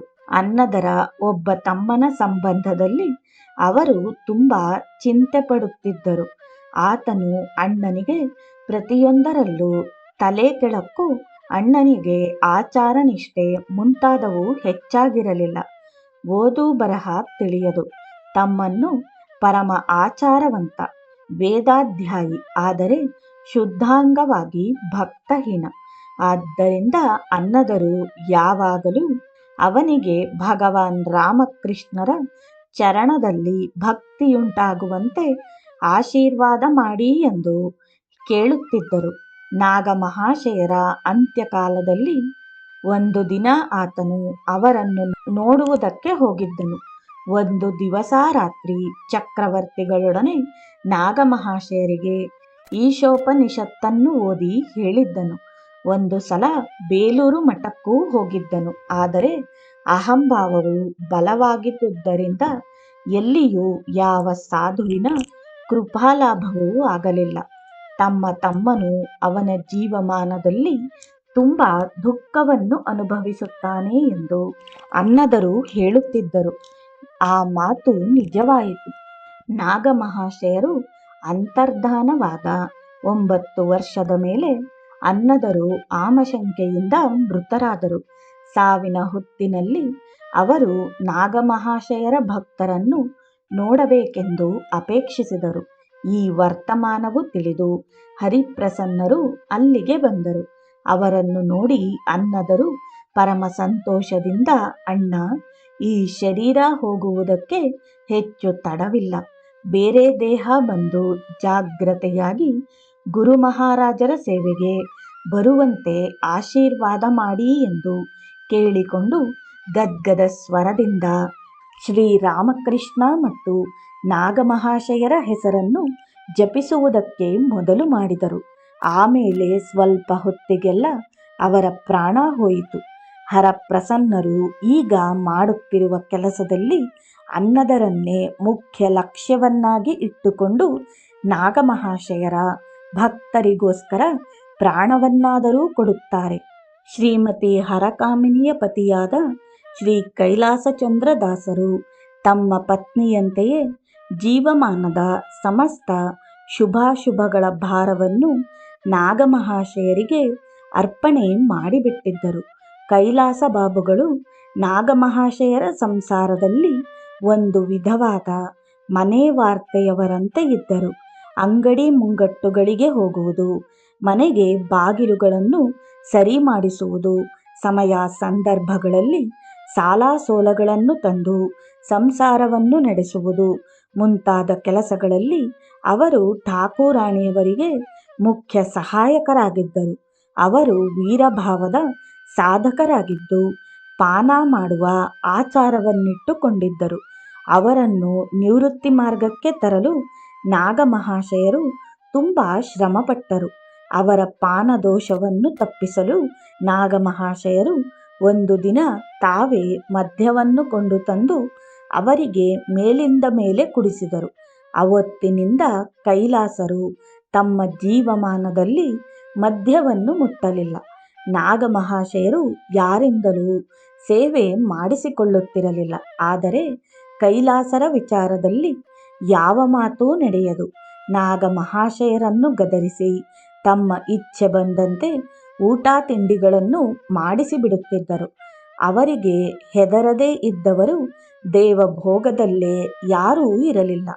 ಯಾವ ತರದ ಕಪಟಾಚಾರವನ್ನು ಕಾಣಲಿ ಕೈಲಾಸ ಬಾಬುಗಳು ಕತ್ತಿ ಹಿಡಿದುಕೊಂಡವರಂತೆ ಬಂದು ಬಿಡುತ್ತಿದ್ದರು. ಅಂತರ್ಯಾಮಿಯಾದ ಭಗವಂತನು ಎಲ್ಲವನ್ನೂ ನೋಡುತ್ತಿರಬೇಕಾದರೆ ಯಾರನ್ನು ಮೋಸಗೊಳಿಸುವುದು ಎನ್ನುತ್ತಿದ್ದರು. ನಾಗಮಹಾಶಯರು ಆ ಬ್ರಹ್ಮ ಸ್ತಂಭ ಪರ್ಯಂತವಾಗಿ ಸಮಸ್ತ ಪ್ರಪಂಚದೊಡನೆಯೂ ಸೇವಕ ಭಾವದಿಂದ ಇದ್ದರಷ್ಟೆ. ಅವರೊಡನೆ ಕೈಲಾಸ ಬಾಬುಗಳಿಗೂ ಅದೇ ಭಾವವಿತ್ತು. ನಾಗಮಹಾಶಯರು ಬದುಕಿದ್ದವರೆಗೂ ಅವರ ಆಜ್ಞೆಯನ್ನು ಪರಿಪಾಲನೆ ಮಾಡುವುದೊಂದೇ ಕೈಲಾಸ ಬಾಬುಗಳ ವ್ರತವಾಗಿತ್ತು. ಶ್ರೀಯುತ ಪಾರ್ವತೀ ಚರಣ ಮಿತ್ರರು ಸಂಬಂಧದಲ್ಲಿ ನಾಗಮಹಾಶಯರಿಗೆ ಅಳಿಯನಾಗಬೇಕು. ಮುನಶಿಗಂಜಿನ ವಕೀಲರಾದ ರಾಜಕುಮಾರ ನಾಗಬಾಬುಗಳು ನಾಗಮಹಾಶಯರ ಜ್ಞಾತಿಗಳು. ಅವರ ಮಗಳಾದ ಶ್ರೀಮತಿ ವಿನೋದಿನಿ ದೇವಿಯನ್ನು ಪಾರ್ವತೀ ಬಾಬುಗಳು ಮದುವೆ ಮಾಡಿಕೊಂಡಿದ್ದರು. ಈ ದಂಪತಿಗಳು ನಾಗಮಹಾಶಯರ ಕೃಪೆಯಿಂದ ಧರ್ಮ ವಿಷಯದಲ್ಲಿ ತುಂಬ ಉನ್ನತಿ ಪಡೆದಿದ್ದರು. ಅವರನ್ನು ನಾಗಮಹಾಶಯರು ಲಕ್ಷ್ಮೀನಾರಾಯಣರೆಂದು ನಿರ್ದೇಶ ಮಾಡುತ್ತಿದ್ದರು. ಅವರು ನಾಗಮಹಾಶಯರಲ್ಲಿ ಈಶ್ವರ ಬುದ್ಧಿಯನ್ನಿಟ್ಟುಕೊಂಡಿದ್ದರು. ನಾಗಮಹಾಶಯರ ಕೃಪೆಯಿಂದ ಅವರ ತಂಗಿ ವಿನೋದಿನಿಯು ಅನೇಕ ವಿಧವಾದ ಅಲೌಕಿಕ ದರ್ಶನಾದಿಗಳನ್ನು ಪಡೆದಿದ್ದಳಂತೆ. ಪಾರ್ವತೀ ಬಾಬುಗಳು ಈಗಲೂ ಠಾಕೂರಾಣಿಯವರಿಗೆ ತಿಂಗಳಿಗೆ ಸ್ವಲ್ಪ ಹಣವನ್ನು ಕಳುಹಿಸಿಕೊಡುತ್ತಿದ್ದಾರೆ. ನಾಗಮಹಾಶಯರ ಕೊನೆಗಾಲದಲ್ಲಿ ರಾಜಕುಮಾರ ನಾಗರು ಅವರ ಹತ್ತಿರ ಹೋಗಿ ಬರುತ್ತಿದ್ದರು. ಈಗ ಅವರು ನಾಗಮಹಾಶಯರನ್ನೇ ಜೀವನದ ಆದರ್ಶವನ್ನಾಗಿಟ್ಟುಕೊಂಡು ಧರ್ಮ ಮಾರ್ಗದಲ್ಲಿ ಮುಂದುವರಿಯುತ್ತಿದ್ದಾರೆ. ಅವರು ನಾಗಮಹಾಶಯರ ಸಂಬಂಧದಲ್ಲಿ ಅನೇಕ ಅಲೌಕಿಕ ಘಟನೆಗಳನ್ನು ಹೇಳುತ್ತಿರುತ್ತಾರೆ. ಅವುಗಳಲ್ಲಿ ಇದೂ ಒಂದು. ನಾಗಮಹಾಶಯರ ಮನೆಯಲ್ಲಿ ಗಂಗಾ ಪ್ರವಾಹ ಉಕ್ಕಿ ಬಂದ ದಿವಸ ಅವರಿಗೆ ಒಬ್ಬಿಬ್ಬರು ಭಕ್ತರು ಕಾಳಿಘಟ್ಟದ ಕಾಳಿದೇವಿಯನ್ನು ಅಲ್ಲಿ ಸ್ಪಷ್ಟವಾಗಿ ನೋಡಿದರಂತೆ. ಕಾಳಿಘಟ್ಟಕ್ಕೆ ಕಾಳಿಘಟ್ಟವೇ ಪ್ರತಿಬಿಂಬಿತವಾಗಿ ಭಕ್ತರನ್ನು ಕಾಳಿಘಟ್ಟದ ಭಾವರಾಜ್ಯದಲ್ಲಿ ತಿರುಗಿಸುತ್ತಿದ್ದಂತೆ ಆಯಿತಂತೆ. ಮತ್ತೊಂದೇನೆಂದರೆ ದೀನದಯಾಳುವಿನ ಮೃತ್ಯು ಕಾಲದಲ್ಲಿ ನಾಗಮಹಾಶಯರು ಹೀಗೆಂದರಂತೆ: ಅಪ್ಪನ ಮರಣ ಯಾತನೆಯನ್ನು ಕಣ್ಣಿಂದ ನೋಡಿದರೆ ಈ ಜೀವನದಲ್ಲಿ ಮಾಡಿದ ಧರ್ಮ ಕರ್ಮಗಳೆಲ್ಲ ವ್ಯರ್ಥವೆನಿಸುತ್ತದೆ. ಹೇ ಭಗವಾನ್ ರಾಮಕೃಷ್ಣ, ಅಪ್ಪನಿಗೆ ಈ ಸಮಯದಲ್ಲಿ ಸದ್ಗತಿಯನ್ನುಂಟು ಮಾಡಿ ಪತಿತ ಪಾವನನೆಂಬ ನಿನ್ನ ಹೆಸರನ್ನು ಸಾರ್ಥಕ ಮಾಡಿಕೋ ಇತ್ಯಾದಿ. ಪಾರ್ವತೀ ಚರಣರು ತುಂಬ ನಿರ್ಜನ ಪ್ರಿಯರು. ಧರ್ಮ ಸಂಬಂಧವಾಗಿ ಯಾರ ಜೊತೆಯಲ್ಲಿಯೂ ತರ್ಕ ವಿತರ್ಕಗಳನ್ನು ಮಾಡುತ್ತಿರಲಿಲ್ಲ. ನಾಗಮಹಾಶಯರನ್ನು ಮಹಾಪುರುಷರೆಂದು ತಿಳಿದು ಅವರ ಪಾದದಲ್ಲಿ ಪೂರ್ತಿಯಾಗಿ ಆತ್ಮ ಸಮರ್ಪಣೆ ಮಾಡಿಕೊಂಡಿದ್ದರು. ಮಿಕ್ಕವರು ತತ್ವ ವಿಚಾರದಲ್ಲಿ ಅವಾಂತರ ಮಾಡುತ್ತಿದ್ದರೆ ತಾವು ಅದನ್ನು ಮನಸ್ಸಿಗೆ ಹತ್ತಿಸಿಕೊಳ್ಳದೆ ನಿಸ್ಸಂಗರಾಗಿ ಕುಳಿತು ತಮ್ಮ ಇಷ್ಟ ದೇವತೆಯನ್ನು ಧ್ಯಾನಿಸುತ್ತಿದ್ದರು. ನಾಗಮಹಾಶಯರನ್ನು ಅವರು ಯಾವುದಕ್ಕೂ ಯಾವಾಗಲೂ ಪ್ರಾರ್ಥಿಸಿಕೊಂಡಿದ್ದಿಲ್ಲ. ನಾಗಮಹಾಶಯರು ಸರ್ವಜ್ಞರೆಂದು ತಮಗೆ ಅವಶ್ಯಕವಾದದ್ದನ್ನು ಅವರೇ ಮಾಡಿಕೊಡುತ್ತಿದ್ದರೆಂದು ಆತನ ನಂಬಿಕೆ. ಅವರು ದೇಹ ಬಿಟ್ಟ ದಿವಸ ಪಾರ್ವತೀ ಬಾಬುಗಳು ದೇವಭೋಗದಲ್ಲಿದ್ದರು. ಅವರ ಹೆಸರನ್ನು ಶಾಶ್ವತವಾಗಿ ನಿಲ್ಲಿಸುವುದಕ್ಕೆ ಧಾರಾಳವಾಗಿ ಸಹಾಯ ಮಾಡಿದರು. ಠಾಕೂರಾಣಿಯವರ ಮೇಲೆ ಅವರಿಗೆ ನಿಶ್ಚಲವಾದ ಭಕ್ತಿ. ನಾಗಮಹಾಶಯರ ನೆರೆಯಲ್ಲಿದ್ದ ಶ್ರೀ ಜಗದ್ಬಂಧು ಭೂನಿಯರು ಪ್ರತಿದಿನವೂ ನಾಗಮಹಾಶಯರ ಮನೆಗೆ ಬಂದು ಭಾಗವತ ಪುರಾಣ ಮುಂತಾದವುಗಳನ್ನು ಓದುತ್ತಾ ಭಕ್ತರ ಜೊತೆಯಲ್ಲಿ ಭಜನೆ ಮಾಡುತ್ತಾ ಇರುತ್ತಿದ್ದರು. ಅವರ ಭಕ್ತಿ ದೀನತೆಗಳನ್ನು ನಾಗಮಹಾಶಯರು ಯಾವಾಗಲೂ ಹೊಗಳುತ್ತಿದ್ದರು. ಆತನ ಮೇಲೆ ಬಹು ಕೃಪೆ ತೋರಿಸಿದರು.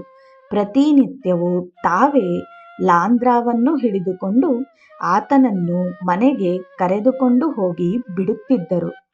ಜಗದ್ಬಂಧುಗಳು ಈಗ ದೇವಭೋಗವನ್ನು ಬಿಟ್ಟು ಬೇರೆ ಊರಿನಲ್ಲಿ ವಾಸ ಮಾಡುತ್ತಿದ್ದಾರೆ. ಆದರೆ ಆಗಾಗ್ಗೆ ದೇವಭೋಗಕ್ಕೆ ಬಂದು ನಾಗಮಹಾಶಯರ ಸಮಾಧಿಯನ್ನು ದರ್ಶನ ಮಾಡಿಕೊಂಡು ಹೋಗುತ್ತಾರೆ.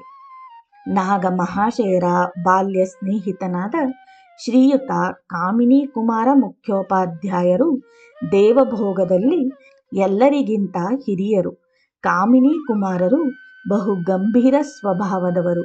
ಅವರು ತಮಗೆ ನಾಗಮಹಾಶಯರ ಮೇಲೆ ಇದ್ದ ಆಂತರ್ಯವಾದ ಭಕ್ತಿ ಭಾವವನ್ನು ಯಾವಾಗಲೂ ಬಾಯಲ್ಲಿ ಹೇಳಿದ್ದಿಲ್ಲ. ಒಂದು ದಿವಸ ಮಾತ್ರ ನಾಗಮಹಾಶಯರಂಥ ಮಹಾಪುರುಷರ ಜನನದಿಂದ ಅವರ ದೇವಭೋಗ ಗ್ರಾಮವು ಧನ್ಯವಾಗಿದೆ ಎಂದು ಹೇಳಿದರು. ಕಾಮಿನಿಯ ತಂದೆಗೂ ನಾಗಮಹಾಶಯರ ತಂದೆಗೂ ತುಂಬ ಸ್ನೇಹ. ಆದ್ದರಿಂದ ಅದನ್ನು ಅನುಸರಿಸಿ ಅವರವರ ಮಕ್ಕಳಿಗೂ ಸ್ನೇಹವಿತ್ತು. ಕಾಮಿನಿಯು ನಾಗಮಹಾಶಯರ ಮನೆಗೆ ಬಂದು ವಿಶೇಷವಾಗಿ ಮಾತುಕತೆಗಳನ್ನಾಡುತ್ತಿರಲಿಲ್ಲ. ಸುಮ್ಮನೆ ಕುಳಿತುಕೊಂಡು ತಂಬಾಕನ್ನು ತೆಗೆದುಕೊಳ್ಳುತ್ತಾ ನಾಗಮಹಾಶಯರನ್ನು ನೋಡುತ್ತಾ ಇರುತ್ತಿದ್ದನು. ನಾಗಮಹಾಶಯರ ಭಕ್ತರೆಂದು ಕಾಮಿನಿ ಮತ್ತು ಅವರ ತಂದೆ ಇಬ್ಬರು ಚಕ್ರವರ್ತಿಗಳನ್ನು ತುಂಬ ಸ್ನೇಹದಿಂದ ಕಾಣುತ್ತಿದ್ದು ಆಗಾಗ್ಗೆ ಊಟ ತಿಂಡಿಗಳಿಗೆ ಕರೆಯುತ್ತಿದ್ದರು. ಒಂದು ದಿನ ಕಾಮಿನಿಯು ನಾಗಮಹಾಶಯರ ಹತ್ತಿರ ಕುಳಿತುಕೊಂಡು ನೀಲ ಆಕಾಶೇ ಧೀರ ಬಾತಾಸೆ ಖೋತಾ ಜಾವೋ ಪಾಖಿ ಎಂಬ ಗಾನವನ್ನು ಮಧುರ ಕಂಠದಲ್ಲಿ ತನ್ಮಯರಾಗಿ ಹಾಡಿದ್ದು ಈ ಲೇಖಕನಿಗೆ ಇನ್ನೂ ಜ್ಞಾಪಕದಲ್ಲಿದೆ. ನಾಗಮಹಾಶಯರು ಭಾವಮಯವಾದ ಸಂಗೀತವನ್ನು ಕೇಳಿದರೆ ತಟ್ಟನೆ ತನ್ಮಯರಾಗಿ ಬಿಡುತ್ತಿದ್ದರು. ಒಂದು ದಿನ ಅವರ ಭಕ್ತನೊಬ್ಬನು ನವೀನ ನಿರದಾ ನೀಲ ನಗಾನಾಕೆ ನಿತಂಬಿನಿ ಎಂಬ ಕೀರ್ತನೆಯನ್ನು ಹೇಳುತ್ತಿದ್ದನು. ಅದನ್ನು ಕೇಳುತ್ತಾ ಕೇಳುತ್ತಾ ನಾಗಮಹಾಶಯರಿಗೆ ಭಾವ ಸಮಾಧಿಯುಂಟಾಯಿತು. ಸಮಾಧಿಯಿಂದ ಎಚ್ಚೆತ್ತ ಮೇಲೆ ತಂಬಾಕನ್ನು ಸಿದ್ಧ ಮಾಡುತ್ತಾ ಅವರು ಆತನನ್ನು ಕುರಿತು, ತಾಯಿಯು ನಿಮ್ಮ ಗಾನವನ್ನು ಕೇಳುತ್ತಾ ಈ ಮನೆಯಲ್ಲಿ ನಿಂತುಕೊಂಡಿದ್ದುದನ್ನು ನೋಡಿದೆ. ಈ ಜನ್ಮದಲ್ಲಿಯೇ ನಿಮಗೆ ಮಾತೆಯ ಕೃಪಾಲಾಭ ಉಂಟಾಗುತ್ತದೆ ಎಂದು ಹೇಳಿದರು. ಮತ್ತೊಂದು ದಿವಸ ಮೇಲೆ ಹೇಳಿದ ಭಕ್ತನು ನಾಗಮಹಾಶಯರ ಹತ್ತಿರ ಕುಳಿತುಕೊಂಡು ಶ್ಯಾಮಾದೇವಿಯ ಮೇಲಿನ ಒಂದು ಕೀರ್ತನೆಯನ್ನು ಹಾಡುತ್ತಿದ್ದನು. ನಾಗಮಹಾಶಯರು ಜೈಮಾ ಆನಂದಮಯಿ ಎನ್ನುತ್ತಾ ರೋಮಾಂಚಿತರಾದರು. ಸ್ವಲ್ಪ ಹೊತ್ತಾದ ಮೇಲೆ ಸುಮ್ಮನೆ ಹೇರಿಲೆ ಓ ಮುಖ ದೂರೇ ಜಾಯ್ ಧುಕ ಶ್ಯಾಮ್ ಮಾರ್ ರೇ ಎನ್ನುತ್ತಿರುವುದಕ್ಕೆ ಮೊದಲು ಮಾಡಿದರು. ಭಕ್ತನಿಗೆ ಅವರು ಆ ಸಮಯದಲ್ಲಿ ದೇವಿಯ ಮೂರ್ತಿಯನ್ನು ಪ್ರತ್ಯಕ್ಷವಾಗಿ ನೋಡುತ್ತಿದ್ದಾರೆನಿಸಿತು. ಅದಾದ ಮೇಲೆ ನಾಗಮಹಾಶಯರು ಮೇಲಿಂದ ಮೇಲೆ ಭಾವಾವೇಶದಲ್ಲಿ ಪ್ರಸಾದ ಬೋಲೋ ದುರ್ಗಾ ಬೋಲೋ ಯಾತ್ರಾ ಕರೋ ಬೋಶೆ ಆಚ್ಚಿ ಎನ್ನುತ್ತಿದ್ದರು. ಆ ಭಕ್ತನು ಈ ಸಂಗತಿಯನ್ನೆಲ್ಲ ಠಾಕೂರಾಣಿಯವರಿಗೆ ಹೇಳಲು ಅವರು, ಅಪ್ಪ, ಸಾಧನ ಭಜನಗಳಲ್ಲಿ ಏಕೆ ಹೇಳುತ್ತೀಯ? ಅವರು ಇಷ್ಟಪಟ್ಟು ಯಾವ ದೇವದೇವತೆಯರನ್ನು ಕರೆದರೆ ಅವರು ಆ ಕ್ಷಣವೇ ಅವರಿಗೆ ದರ್ಶನ ಕೊಡುತ್ತಾರೆ. ಅವರು ಈ ಮಾತನ್ನು ನನಗೆ ಎಷ್ಟೋ ದಿವಸ ಹೇಳಿದ್ದಾರೆ ಎಂದರು. ಹೀಗೆಯೇ ಹೇಳುತ್ತಾ ಹೋದರೆ ಒಂದು ವಿಧದಲ್ಲಿ ದೇವಭೋಗ ಗ್ರಾಮದ ಹೆಂಗಸರು, ಗಂಡಸರು, ಮುದುಕರು ಎಲ್ಲರೂ ನಾಗಮಹಾಶಯರ ಭಕ್ತರಾಗಿದ್ದರು. ಅವರೆಲ್ಲ ಯಾವಾಗಲೂ ನಾಗಮಹಾಶಯರನ್ನು ನೋಡುವುದಕ್ಕೆಂದು ಬರುತ್ತಿದ್ದರು.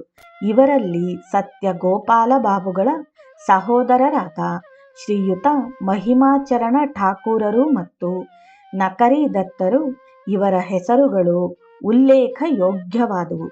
ನಾಗಮಹಾಶಯರ ಪುರೋಹಿತರ ಮಕ್ಕಳಾದ ಶ್ರೀ ಅಶ್ವಿನಿ ಚಕ್ರವರ್ತಿಗಳು ನಾಗಮಹಾಶಯರ ಹತ್ತಿರಕ್ಕೆ ಬಂದು ಶಾಸ್ತ್ರಾಲಾಪ, ಭಕ್ತಿ ವಿಚಾರಾದಿಗಳಲ್ಲಿ ಎಷ್ಟೋ ಹಗಲು ರಾತ್ರಿಗಳನ್ನು ಕಳೆದಿದ್ದಾರೆ. ಅವರಿಗೆ ಕೀರ್ತನೆಗಳನ್ನು ಗಾನ ಮಾಡುವುದರಲ್ಲಿ ತುಂಬ ಅನುರಾಗ. ಅವುಗಳನ್ನು ಹಾಡುತ್ತಾ ಹಾಡುತ್ತಾ ಉನ್ಮತ್ತರಾಗಿ ಕುಣಿಯುತ್ತಿದ್ದರು. ಇವರೇ ಈಗ ನಾಗಮಹಾಶಯರ ಸಮಾಧಿಯ ಮೇಲೆ ಇಟ್ಟಿರುವ ಅವರ ಪಟಕ್ಕೆ ಪ್ರತಿನಿತ್ಯವೂ ಪೂಜೆ ನೈವೇದ್ಯಗಳನ್ನು ಮಾಡಿಕೊಂಡು ಬರುತ್ತಿದ್ದಾರೆ. ನಾಗಮಹಾಶಯರ ನೆರೆಯಲ್ಲಿದ್ದ ಗೋಪಾಲ್ಚಂದ್ರ ಚಕ್ರವರ್ತಿಗಳು ನಾಗಮಹಾಶಯರ ಭಕ್ತರಲ್ಲಿ ಮೊಟ್ಟ ಮೊದಲನೆಯವರು. ಭಕ್ತರನೇಕರು ಅವರ ಪ್ರಥಮ ಪರಿಚಯವನ್ನು ಗೋಪಾಲಚಂದ್ರರ ಮೂಲಕ ಮಾಡಿಕೊಂಡಿದ್ದಾರೆ. ಗೋಪಾಲರು ಒಂದು ಕಾಲದಲ್ಲಿ ನಾರಾಯಣಗಂಜಿನಲ್ಲಿ ನೀಲಿಯ ವ್ಯಾಪಾರವನ್ನು ಮಾಡುತ್ತಿದ್ದು, ಆಮೇಲೆ ಅದರಿಂದ ಬಿಡಿಸಿಕೊಂಡು ಬಂದು ಸಾಧನ ಭಜನಗಳಲ್ಲಿ ಆಸಕ್ತರಾಗಿದ್ದರು. ಮೊದಲು ಅವರು ಒಬ್ಬ ಸ್ತ್ರೀ ಗುರುವಿನಿಂದ ದೀಕ್ಷೆಯನ್ನು ತೆಗೆದುಕೊಂಡು ಮಧುರ ಭಾವ ಸಾಧನೆ ಮಾಡುತ್ತಿದ್ದರು. ಈ ಸಾಧನೆಯ ಫಲವಾಗಿ ಅವರಿಗೆ ಒಂದು ಅಪೂರ್ವ ಆಕರ್ಷಣಾ ಶಕ್ತಿಯುಂಟಾಗಿತ್ತು. ಸತ್ಯ ಗೋಪಾಲರಿಗೆ ಮೃದಂಗದಲ್ಲಿ ಒಳ್ಳೆಯ ಕೈ. ಅವರ ಶಾರೀರವೂ ಚೆನ್ನಾಗಿತ್ತು. ಕೀರ್ತನೆಗಳನ್ನು ಹೇಳುತ್ತಾ ಅಲ್ಲಲ್ಲೇ ತಿರುಗುವುದು ಅವರ ಪದ್ಧತಿಯಾಗಿತ್ತು. ಅವರ ಕೀರ್ತನಾ ಗಾನದಲ್ಲಿ ಎಂಥ ಮೋಹಿನೀ ಶಕ್ತಿ ಇತ್ತೆಂದರೆ ಎಂಥ ಕಲ್ಲೆದೆಯವರಾದರೂ ಕರಗಿ ಹೋಗುತ್ತಿದ್ದರು. ಸತ್ಯ ಗೋಪಾಲರು ಸುಮಾರು 3 ವರ್ಷದ ದಿವಸ ಎಡೆಬಿಡದೆ ನಾಗಮಹಾಶಯರ ಸಂಘದಲ್ಲಿದ್ದರು. ಅವರ ಸಹವಾಸದಲ್ಲಿಯೇ ಸತ್ಯ ಗೋಪಾಲರ ಜೀವನವು ಬದಲಾಯಿಸಿ ಅವರ ವೈಷ್ಣವ ತಂತ್ರದ ವಾಮಾಚಾರ ಸಾಧನೆಯನ್ನು ಬಿಟ್ಟು ಭಕ್ತಿ ಮಾರ್ಗವನ್ನು ಹಿಡಿದದ್ದು. ಅವರ ಮೇಲೆ ನಾಗಮಹಾಶಯರಿಗೆ ತುಂಬ ಪ್ರೀತಿಯಿತ್ತು. ಆಗಾಗ್ಗೆ ಅವರನ್ನು ದಟ್ಟವಾದ ಕಾಡಿನ ಮಧ್ಯಕ್ಕೆ ಕರೆದುಕೊಂಡು ಹೋಗಿ ಅಲ್ಲಿ ಸಾಧನಾ ಭಜನಗಳನ್ನು ಮಾಡುತ್ತಿದ್ದರು. ನಾಗಮಹಾಶಯರು ಅವರಿಗೆ ತುಂಬ ವಿಶ್ವಾಸ, ತುಂಬ ಅನುರಾಗ. ಆದರೆ ಭೋಗ ಸೇವನೆಯು ಪೂರ್ತಿಯಾಗಿ ಹೋಗಿಲ್ಲ ಎಂದು ಹೇಳುತ್ತಿದ್ದರು. ಅವರನ್ನು ಸತ್ಯಗೋಪಾಲರು ಗುರುವೆಂದು ಮನಸ್ಸಿನಲ್ಲಿ ಭಾವಿಸಿಕೊಂಡಿದ್ದರು. ಆದರೆ ಗುರುವೆಂದು ಕರೆದರೆ ಅವರು ಅಸಮಾಧಾನ ಪಟ್ಟುಕೊಳ್ಳುತ್ತಿದ್ದುದರಿಂದ ಅದನ್ನು ಬಾಯಲ್ಲಿ ಹೇಳುತ್ತಿರಲಿಲ್ಲ.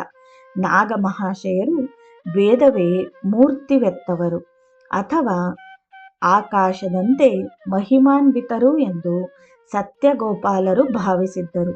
ಅದಕ್ಕೋಸ್ಕರ ಅವರು ಯಾವಾಗಲೂ ಶ್ರೀ ಗುರುವೇದಾಕಾಶಕ್ಕೆ ಜಯ ಎಂದು ನಾಗಮಹಾಶಯರ ಜಯಘೋಷವನ್ನು ಮಾಡುತ್ತಿದ್ದರು. ಅವರು ನಾಗಮಹಾಶಯರ ಕೃಪೆಯಿಂದ ಭಕ್ತ ಸಮಾಜದಲ್ಲಿ ಒಳ್ಳೆಯ ಹೆಸರನ್ನು ಪಡೆದರು. ನಾರಾಯಣಗಂಜಿನ ಹತ್ತಿರ ಇರುವ ಧರ್ಮಗಂಜ್ ಎಂಬ ಹಳ್ಳಿಯಲ್ಲಿ ಸತ್ಯಗೋಪಾಲರು ಒಂದು ಆಶ್ರಮ ಕಟ್ಟಿಕೊಂಡು ಅಲ್ಲಿ ತಮ್ಮ ಜೀವಮಾನದ ಕೊನೆಗಾಲವನ್ನು ಕಳೆದರು. ಅವರಿಗೆ ಅನೇಕ ಶಿಷ್ಯರೂ ಆಗಿದ್ದರು. ಈಗ ಸ್ವಲ್ಪ ದಿವಸದ ಕೆಳಗೆ ಅವರು ಒಂದು ಹುಣ್ಣೆದ್ದು ಕಾಲವಾದರು.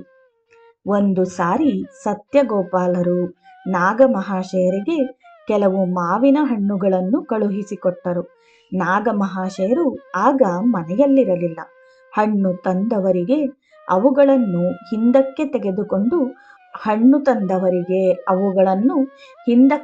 ತೆಗೆದುಕೊಂಡು ಹೋಗಿರೆಂದು ಠಾಕೂರಾಣಿಯವರು ಎಷ್ಟೋ ಹಠ ಮಾಡಿ ಹೇಳಿದರು. ಆದರೆ ಅವರು ಆಕೆಯ ಮಾತನ್ನು ಕೇಳದೆ ಅವುಗಳನ್ನು ಮನೆಯ ಬಾಗಿಲಿನ ಹತ್ತಿರ ಇಟ್ಟುಬಿಟ್ಟು ಹೊರಟು ಹೋದರು.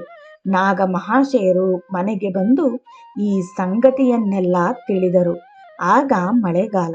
ದೋಣಿ ಇಲ್ಲದಿದ್ದರೆ ಒಂದು ಮನೆಯಿಂದ ಮತ್ತೊಂದು ಮನೆಗೆ ಹೋಗುವುದಕ್ಕಾಗುತ್ತಿರಲಿಲ್ಲ. ಆದರೆ ಅವತ್ತು ದೋಣಿಯೂ ಸಿಕ್ಕದು. ಆದ್ದರಿಂದ ನಾಗಮಹಾಶಯರು ಸತ್ಯಗೋಪಾಲರ ಮನೆಗೆ ಈಜಿಕೊಂಡೇ ಹೋಗಿ ಒಳ್ಳೆಯ ಮಾತಿನಿಂದ ಆ ಮಾವಿನ ಹಣ್ಣುಗಳನ್ನು ಹಿಂದಕ್ಕೆ ಕೊಟ್ಟು ಬಂದರು.